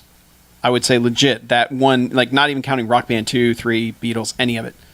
Easily over 1,000 hours. And again, regret absolutely nothing. Except playing Green Grass and High Tides. Fuck that. And Welcome Home, because those are both fucking garbage songs that are about 10 minutes too long. Yeah, well, opinions and stuff. Yep. Yeah, I mean, Daggerfall. I played a shitload of Daggerfall back in the day. Yeah. Civ 2, probably. Well, Counter-Strike. Wasn't Counter-Strike the one? Yeah, for I think you? I think I nipped that one in the bud before it got too bad. Yeah. But yeah, that was the one I played 80 something hours in a 1 week when I had a 40+ hour a week job. Yeah. Yeah. But I think if you enjoy a game, there should be no regrets about playing it so long. I might regret that one a little bit. Yeah. Okay. But beyond that, no. Yeah. As long as it didn't affect your health. No, I don't think so. Yeah. No more than You didn't anything get Nintendo thumb from it. I might have. Oh. Nintendo thumb. Yeah, you remember Nintendo thumb? Wow, thumb. Wow. All right. Last one up. It's from Jay-Z. Really? The other Jay-Z. Oh. Oh. Really? Really? He says, MK10. He says, it's Saturday the 10th, and there's currently a Mortal Kombat 10 tournament going on Twitch. The game isn't out yet. They have interviews with the players, announcers, and a quote-unquote audience. Is there anything about this that isn't total bullshit? I wanted to buy the game, but I almost want to boycott it just to punish this kind of viral advertising buttfuckery. Thoughts? I personally have no problem with it whatsoever. Because you know what? If you want to know how the game is and how the game plays, that is better than any marketing material you're going to see, is watching people actually play it and talk about playing it. Yeah. And every game does it. You know, I mean, even review, we got Slender before it came out. So we were playing it before it released. Halo Master Chief Collection, all the guys who had speedrun achievements named after them had all played through most of it by the time it actually released to the public. Yep. You know, that's kind of like, if you love a game and are that involved in a game as far as like on a fan base, I actually think it's pretty cool that they let you get to it first. Yeah. So I don't, I mean, this is the way of the future, man. I'm never going to be a competitive Mortal Kombat player, but I'm going to buy the shit out of that game because I enjoy playing it just to go through. I mean, the last couple ones have actually had really good stories for it, which sounds stupid to say for a fighting game, but the Mortal Kombat team in the last couple ones have gotten it together. That and Justice, and I mean, they've been knocking it out. Well, and it helps that we enjoy the way Mortal Kombat plays. Like Mortal Kombat, if you want to pick a fighting game, for me, it's either that or Soul Calibur. I love how both of those games play. It's like Street Fighter, I can't fucking muster the effort to ever learn any of it. Yeah, I can't wrap my head around that one. Yeah. But Mortal Kombat, yeah. And like Blaze Blue and all those, like, forget it. I'm garbage at them. Yeah, I mean, as far as like, I don't know, putting a thing together, I would pretty much put it as, you're watching Twitch. What do you want? Why are you watching people play video games? Play video games. Yeah. So you deserve what you get. Sorry, Jay-Z. Well, no, but I mean, honestly, like, nowadays that is the way of how things go. I know. People go to Twitch to find out about the games they want to play, and they go to their YouTube personalities for that stuff. And the problem now is they can all be paid in whatever they want to be paid in, to get that stuff early. And Yeah. I don't know if you can trust them to review things properly if it's basically... But it depends on what you're watching. If you're watching a pre-produced video review of some kind, yeah, you might want to take that with a grain of salt. If you're just watching some people play a game live, you can pick up on if this game is going to be fun for you or not. Sure. Yeah. I'm not gonna lie. I fired it up on the PS4 just like day of when I'm on the fence about a game. I was like, okay, that's out now. Let me see what it looks like. Okay. Yep. I love that on the Xbox. One of the things that I think the Xbox One does right is when you finally get 4 or 5 clicks in to get to an actual game info screen on something you're wanting to buy, the prominent Twitch streams are right over there, and you can get to it immediately and look at them. I don't know. It's a generational thing. I'll never understand the watching other people that you don't know play a video game thing. That's never going to click with me. Yeah, but we're old. Sure. Yeah. I mean, that's fine. I guess maybe it comes down to me of like if I even have a passing interest in a game, I go buy it, you know, or rent it, or figure out a way to acquire it. It's not like I'm living on. I'm not trying to say like I'm balling like the actual Jay-Z, but I can go get a game if I'm like have somewhat of an interest in it. Yeah. And for me, Twitch, the problem is I want to watch games when I'm at work and I can't play games. And nobody's ever actually streaming stuff on Twitch while I'm doing that. They're always streaming in the evening when I'm like, well, you know what? I'm home. Yeah. Guess what I'm going to do? I'm going to play a game. The only things I ever see streaming on Twitch are, MMOs. Like, you just scroll through, like, the first 1,000 popular things, and it's all just people playing MMOs. And I agree with the second favorite podcast. Like someone like Giant Bomb does a thing, yeah, I'll watch that because they make it entertaining. They're not, like, singing and talking about something that's not related to the game while they're playing the game. Well, yeah, that's the problem is there are so few Twitch streams and, Let's Play people that can make it both... make it either informative or entertaining, and very few make it both. And that's why Giant Bomb excels, is because they know how to do both. Right. They know how to impart, okay, well, that's a really dumb mechanic, but it can be kind of fun doing this, while making stupid jokes about it, and tying it into wrestling or whatever. Well, and it helps with them, too, in that there's a bunch of them in a room. Yeah. It's not... If you've got one guy in front of him... I've tried making game videos, and I quickly decided this is dumb. Who gives a shit? Because it's just me talking to nobody, trying to be conversational about a video game. It just doesn't work. I've streamed before doing that, too. And, Chuck and I have talked about doing streaming stuff, but it's a matter of getting together at the same time and playing a game, and both having mics and both... Yeah. Talking about, because you got to have more than one person, I think, is really the key to having a good back and forth. Unless you're like the Halo speedrunner people that I watch, who know so much about the game that they can say, all right, here's why I'm doing this here, here's why I'm doing this here, and here's why you want to do that. And if that's too hard, here's this other thing you can do. They're very good about that stuff. So because they've been doing this video for years, Out of curiosity, do either the PS4 or the Xbox One allow you to plug in like a USB microphone or something to have like decent audio? Like, could you plug in a snowball mic to either one and actually have something that doesn't sound like ass when you're talking about the game you're playing? I kind of remember this being a thing for like the first 6 months, and then I don't remember anyone else talking about it. Okay. I think the thing was... I guess it's still the better way to do it is just bypass the built-in ones and run it through a PC through Elgato or whatever. Yeah. Which, it's going to reduce the stress on your thing as well. But the thing I liked about the way the Xbox One's interface worked was you could have the Twitch stream snapped on the side. Right. So if people were asking questions, you could easily glance over and see and answer them. I could see, we could do it as an experiment. We could, if there's a time when 2 or 3 of us want to get together and somebody sit there and play the game, while the other 2 comment, we'd have like a quote-unquote moderator reading. Well, that would totally work. Yeah. Absolutely. Yeah. That's kind of what we've always talked about doing. It's just a matter of getting psyched up. Because I wanted to do me trying to beat the last achievement I had in Asura's Wrath in the Street Fighter DLC. Yeah. With Chuck sitting there commenting on it while I was doing it. Because if I just did it, it would be me going, fuck!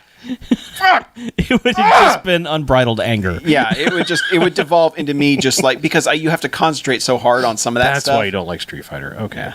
It makes sense now. I was like, well, how can you I didn't like it in the first place, and then they made... Yep. But yeah. Like, not even 2? Are you just talking about modern ones since they added, the super moves and all that shit, or do you just not even like Street Fighter 2 back in the day? I wasn't crazy about Street Fighter 2. Maybe it's just because I've never been able to even do the friggin' motion for a Dragon Punch, Oh, okay. like consistently. all right. And to me, just like the motions, yeah, you make a fireball motion, that's become like a standard thing. But to me, Mortal Kombat, the inputs of double taps and that sort of stuff to make a lot of the moves is fine by me. Whereas I think a lot of the super moves in Street Fighter just I don't like the way they work, and I think I just like having a block button more than I like just hitting back makes you block. Yeah, okay. Yeah. I don't know. There's something about the matrix of that game that just doesn't click with my brain. Whereas I'm Mortal not Kombat picking a side. immediately I like clicked. both. I Yeah. can like both. I mean, I admit Mortal Kombat's come a lot further than Street Fighter has in the same amount of time. I mean, I'd take a new Mortal Kombat over Street Fighter 5. Yeah. I'll probably get both though. Sure. Because that's the other part of this is I think we were talking about. We started talking about Mortal Kombat, then we got off on teenagers and their twitchy behaviors. Yeah. I'm getting Mortal Kombat 10, and I've actually already pre-bought a fight stick. Nice. It should be actually. I don't think it's going to be available on release day to me, but I will have it like a day or two later. They also put out a pretty nice looking 6-button controller Yep. with a cross stick on the left. Mm-hmm. That looked pretty. Is that the one with the Mortal Kombat logo on it? Yes. Yeah, I think it's sold out. Yeah. I think it was a limited edition thing. Oh man. And there's going to be a patch too, right, for the PS3 sticks? They were talking I about had some heard firmware they were patch. Well, the one I Advent. got is it's PS3, PS4. There's a Switch on it, Oh. and you can also use it on a PC. Oh, that's dope. And, That's pretty and it's awesome. made by Hori, so it's already got arcade parts in it. Great. So I don't even have to swap it. I mean, some people are like, "Well, I like these buttons better," but there's You already. gonna switch that ball for a bat? I'm considering it. Got to get the bat. Yeah. Considering it. Pretty Yeah. good. Sorry, I'm a big stupid American. We like our bats. I don't blame you. Yeah. It's better. America. That's why we like it. It's Yeah. better. It is better. We like things that are better Just like here. America. Yes. It's better. Except for everything that's broken. Except for our cars. Yeah. Hey man. Anyway, Yeah. All right. Podcast. So yeah, I guess we'll have some Mortal Kombat 10 coverage next episode. we probably will. Yep. Yeah. That game's out by the time you're listening to this. Mm-hmm. So Yeah. Are you going to take that long to edit? Is that how it's going? yes, I'm going to delay it for 48 hours. Jeez, Chuck. But yeah, if you want to write us, visit noquarters.net is our website. Our email is wheremyskull@noquarters.net, as in where is my skull, not Yes. Please don't wear our skulls. Yeah. Donde está mi skull? yeah that. See. Yeah, check us out: Facebook, Twitter, YouTube /noquartersnet. Mm-hmm. We will be on all those sites. Yes. And yeah, if you want, go on iTunes, give us a little rating, review. Totally. If you like us, Yeah. If you don't like us, email us and tell us why, and maybe we'll change. Check out our Twitch and live stream and hey guys. I know we shout all over that, and then we might actually mess around with it. We got to go where the kids are going. I've done Yep. some Twitch streaming. Have you? Yeah. Oh, you're a I've tried- Twitcher? Yeah, but I'm a tweaker. I did it on Halo 2. Yeah. and it was getting to a certain point, and and it's nice that it shows you who's watching, like how many people are watching at the time. And for a while, it was 0. So I was like, I don't need to fucking talk. And then somebody showed up. I'm like, oh, I guess I have to talk now. That was me. Yeah, no, there was somebody else. Oh, in okay. addition to you. But there was only one person watching, and that was Chuck. Yeah. Yeah, and I think you guys got there to the point where it's like you have to jump on a scarab, which is full of dudes, and so you're jumping off a bridge into there and then just getting murdered when you land on it. And so I was like, all right, let's try this again. I was watching you do some bullshit where you were just shooting down hallways. You were like standing That as is what, Halo? Yeah, well, you were standing as far away from something as possible, like a hangar door, and then just shooting into it, and then run. It was probably some cheesing thing that you were doing to get an achievement. Oh, were things exploding big Yeah, time? yeah. Okay, that was using the scarab gun. That Okay, was- all right. Yeah, I think that must have been when I was trying to beat that one level without getting in a vehicle. Okay, But you still can get murdered by vehicles because you're not in a vehicle. oh, that makes sense. Yeah, and you have to shoot them down before it'll... Yeah, Okay, that must have been that... Ugh. yeah, that's what I want. I think I'm realizing why I wouldn't be on Twitch is because like I'm kind of an asshole when I play video games. But like just for me. Have you like, heard a lot of Twitch streamers? Well, no, Well, I mean, no, he's talking about that's the other thing too is when you're playing that way, you're conscious that this is boring to people. Oh, right, Right. yeah. When they're watching it, it's no, like, no. I mean, like I jump like way too much. Like if you give me Oh, a jump yeah. mechanic, I'm just jumping all the time, and I'm thinking like someone watching that. And I don't know if you ever noticed, like if I'm ever playing co-op and you walk away, I'm just like, spinning around when Oh, you yeah. come back. Yes. Yeah. I remember playing Far Cry 4 with you, and you were doing dumbass shit. Yeah, that's pretty much me. I But- get bored real easily. But yeah, if I come. there is an art to doing Twitch streaming. Sure. There really is, to making it interesting as well as like not suck to watch completely. So Exactly. I would just be making people vomit because why is he just jumping and spinning? Oh, yeah. You should live stream some Descent. yeah. Oh. Oh, they're kickstarting a new Descent, man. It's Multiplayer multiplayer only. I don't care. All right, then go for it. I don't care. All right, so anyway, Yeah. visit us at noquarters.net. If you want to find us on Xbox, PS4, Steam, all that, we got links to our stuff. Yeah. So check us out. Let's get out of here, shall we? All right. I'm Mackie. I'm Chuck. And I'm Harlow. This is No Quarters out. And I'll do the BJ. Motherfuckers. Just cuz. Yep. Just because. All right. Who's doing the intro? I did it last time. I can do it. I'm Okay. going to write something down first. That would be a good idea, because the last time was I don't know. You liked freaking it. hilarious. You liked it. Yeah, we did. play some games and stuff. I left it in. It was so good. And then we download a whole bunch of games. Hey guys, Mark the Ninja here. Yeah. No, I'll say that for Mortal Kombat. Okay. That'd be my downloadable character, Mark the Ninja.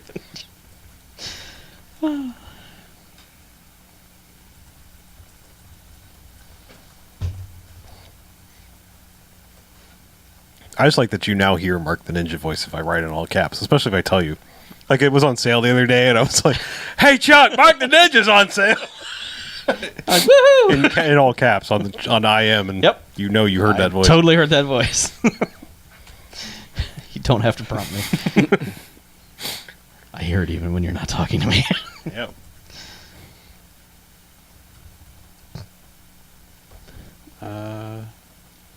Where am I typing at? .tumblr.com. NoQuarters.net.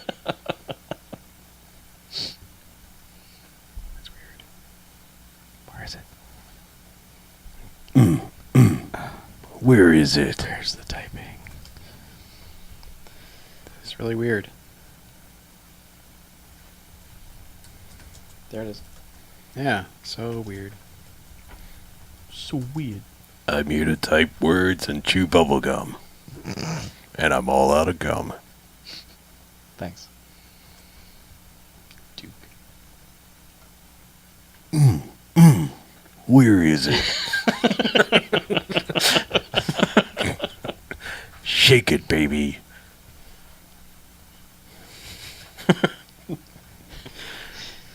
Blow it out your ass. Eat shit, you alien bugs. What is it? Your ass, your neck, what's the difference? Or wait, your ass, Yes, your your face. face. What's the difference?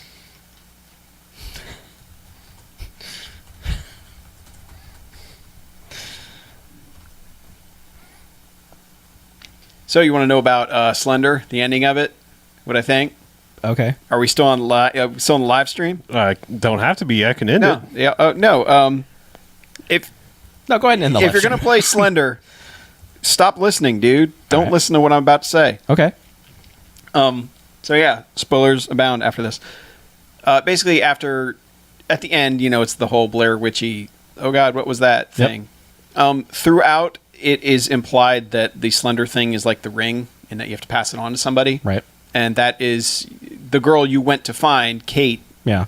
is the one who is basically passing it on to you at the end, and you become the creepy girl running through the mines person. Neat. That was my understanding of it. Was that it Okay. basically got passed on to you like the ring. I'm not sure how it ties in with Charlie and Slender and all that stuff, but So was that Kate who set herself on fire? I don't know who that was. I don't know who that was. Okay. That might be Charlie, and it's Charlie's ghost that's running around chasing you. Sure. You're a ghost, Charlie. That's my guess.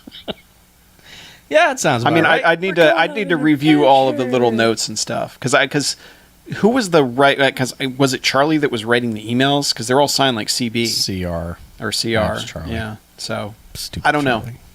And maybe that body was too big to be Charlie. Maybe that body was you. No. What? No, Think about it. man, Sky is what Chuck's looking at.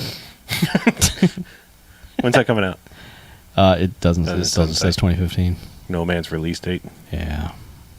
I think our camera got moved again. Well, maybe I don't know. Maybe it was just because BJ's not there. It seems like there's There's a way lot of more space there. over Yeah, there. there's usually a lot of beard in the shot. But he does sit back further. Whereas you won't sit closer to me. Sit closer to me, Jack. No. I'll split you. Huh. Wikipedia says she finds the corpse of a man. That's not a man. So, not Kate. Are you supposed to be a female? I believe you are, right? You were Lauren. Oh, the man. The man's the dude. The one of the VHS tapes that you view. That's who the guy's got to be. It was so weird playing a video playback. Yeah. Because then I want to do the stupidest shit during that and like... That is one thing. Then That you'd be game like does- me on Twitch. Yeah. Like, what is he But doing? the thing is, that game does not allow for doing stupid shit. No, but you can run around in circles, look like an idiot, and then picture yourself watching this tape like, what in the fuck? Yeah. Yeah.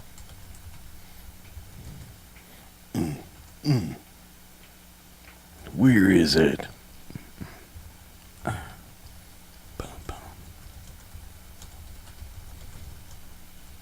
This game has like 4 different endings.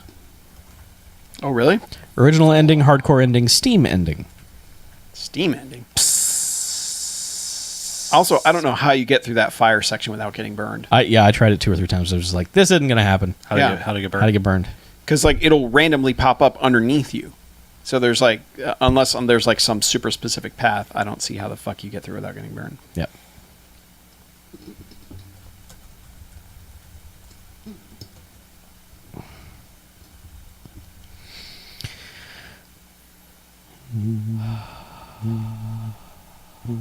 All right. Game Room's getting into the intro. Yeah! Said no one ever. Game room. Fuck.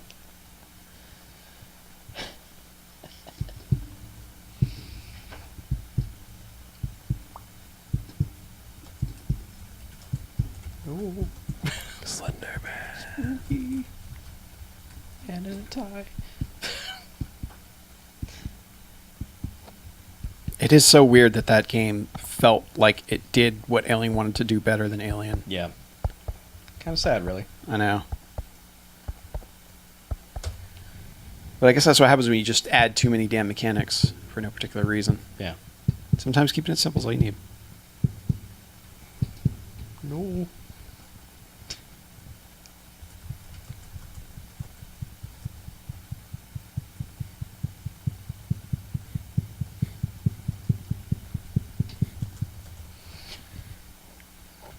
All right.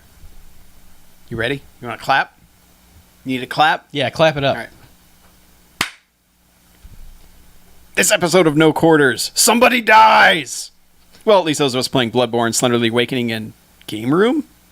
We also get handsome with the Borderlands collection, Fast and Furious with Forza Horizon 2, and Spacey with Elite Dangerous. Then we finally crack open our consoles and get all USB with hard drive replacements. Check it out! It's Slender the Arrival. Fuck! What'd you Arrival! What'd Plug you that say? in! No! say? What'd you say? The Awakening. Oh, I keep doing that too. Okay.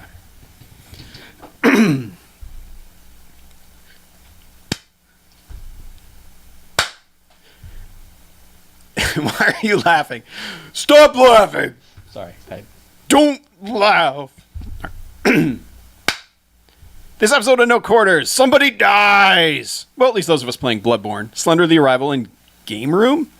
We get handsome with the Borderlands collection, Fast and Furious with Forza Horizon 2, and Spacey with Elite Dangerous. Then we crack open our consoles and get all USB with hard drive replacements. Check it out! Faster! God! Do you want me to do that again slower? No. No? You good? Yeah. All right. I'm gonna I play think the it. intro should be as fast as humanly I'm going to possible. play it in 2x speed. If we could get the Micro Machines guy. Oh, yeah. It'd be nice if we could just ramp up the speed as it goes. But it's not going to work. All right. Goodbye, live stream people, if you were even still here. Yeah, thanks a lot, guy. Easy, Chuck. Good Lord. Okay. That guy was me. Slender Man watching our podcast. No, not him. Oh, no. Goodbye, Here's a Bandcast tease for you. What? Goodbye, internet. I watched 5 movies over the weekend that completely blew up my 2014 list. Like, obliterated it. Like, none of the movies I mentioned would have been on my list. What? After Oh, did you decide to watch good movies? I did. I watched some good Wow. movies. That's a shock. Wait, You so- mean Pompeii wouldn't have made the list? It would have not. So suddenly What? Lego Movie was in 6th place? Yeah, it would have fallen down. I watched a lot of Oh, you watched movies. Falling Down? Yeah. Yeah. Falling down. Did you try to order breakfast at like 10:34? I'm going to hang up now. Goodbye. No, you hang up.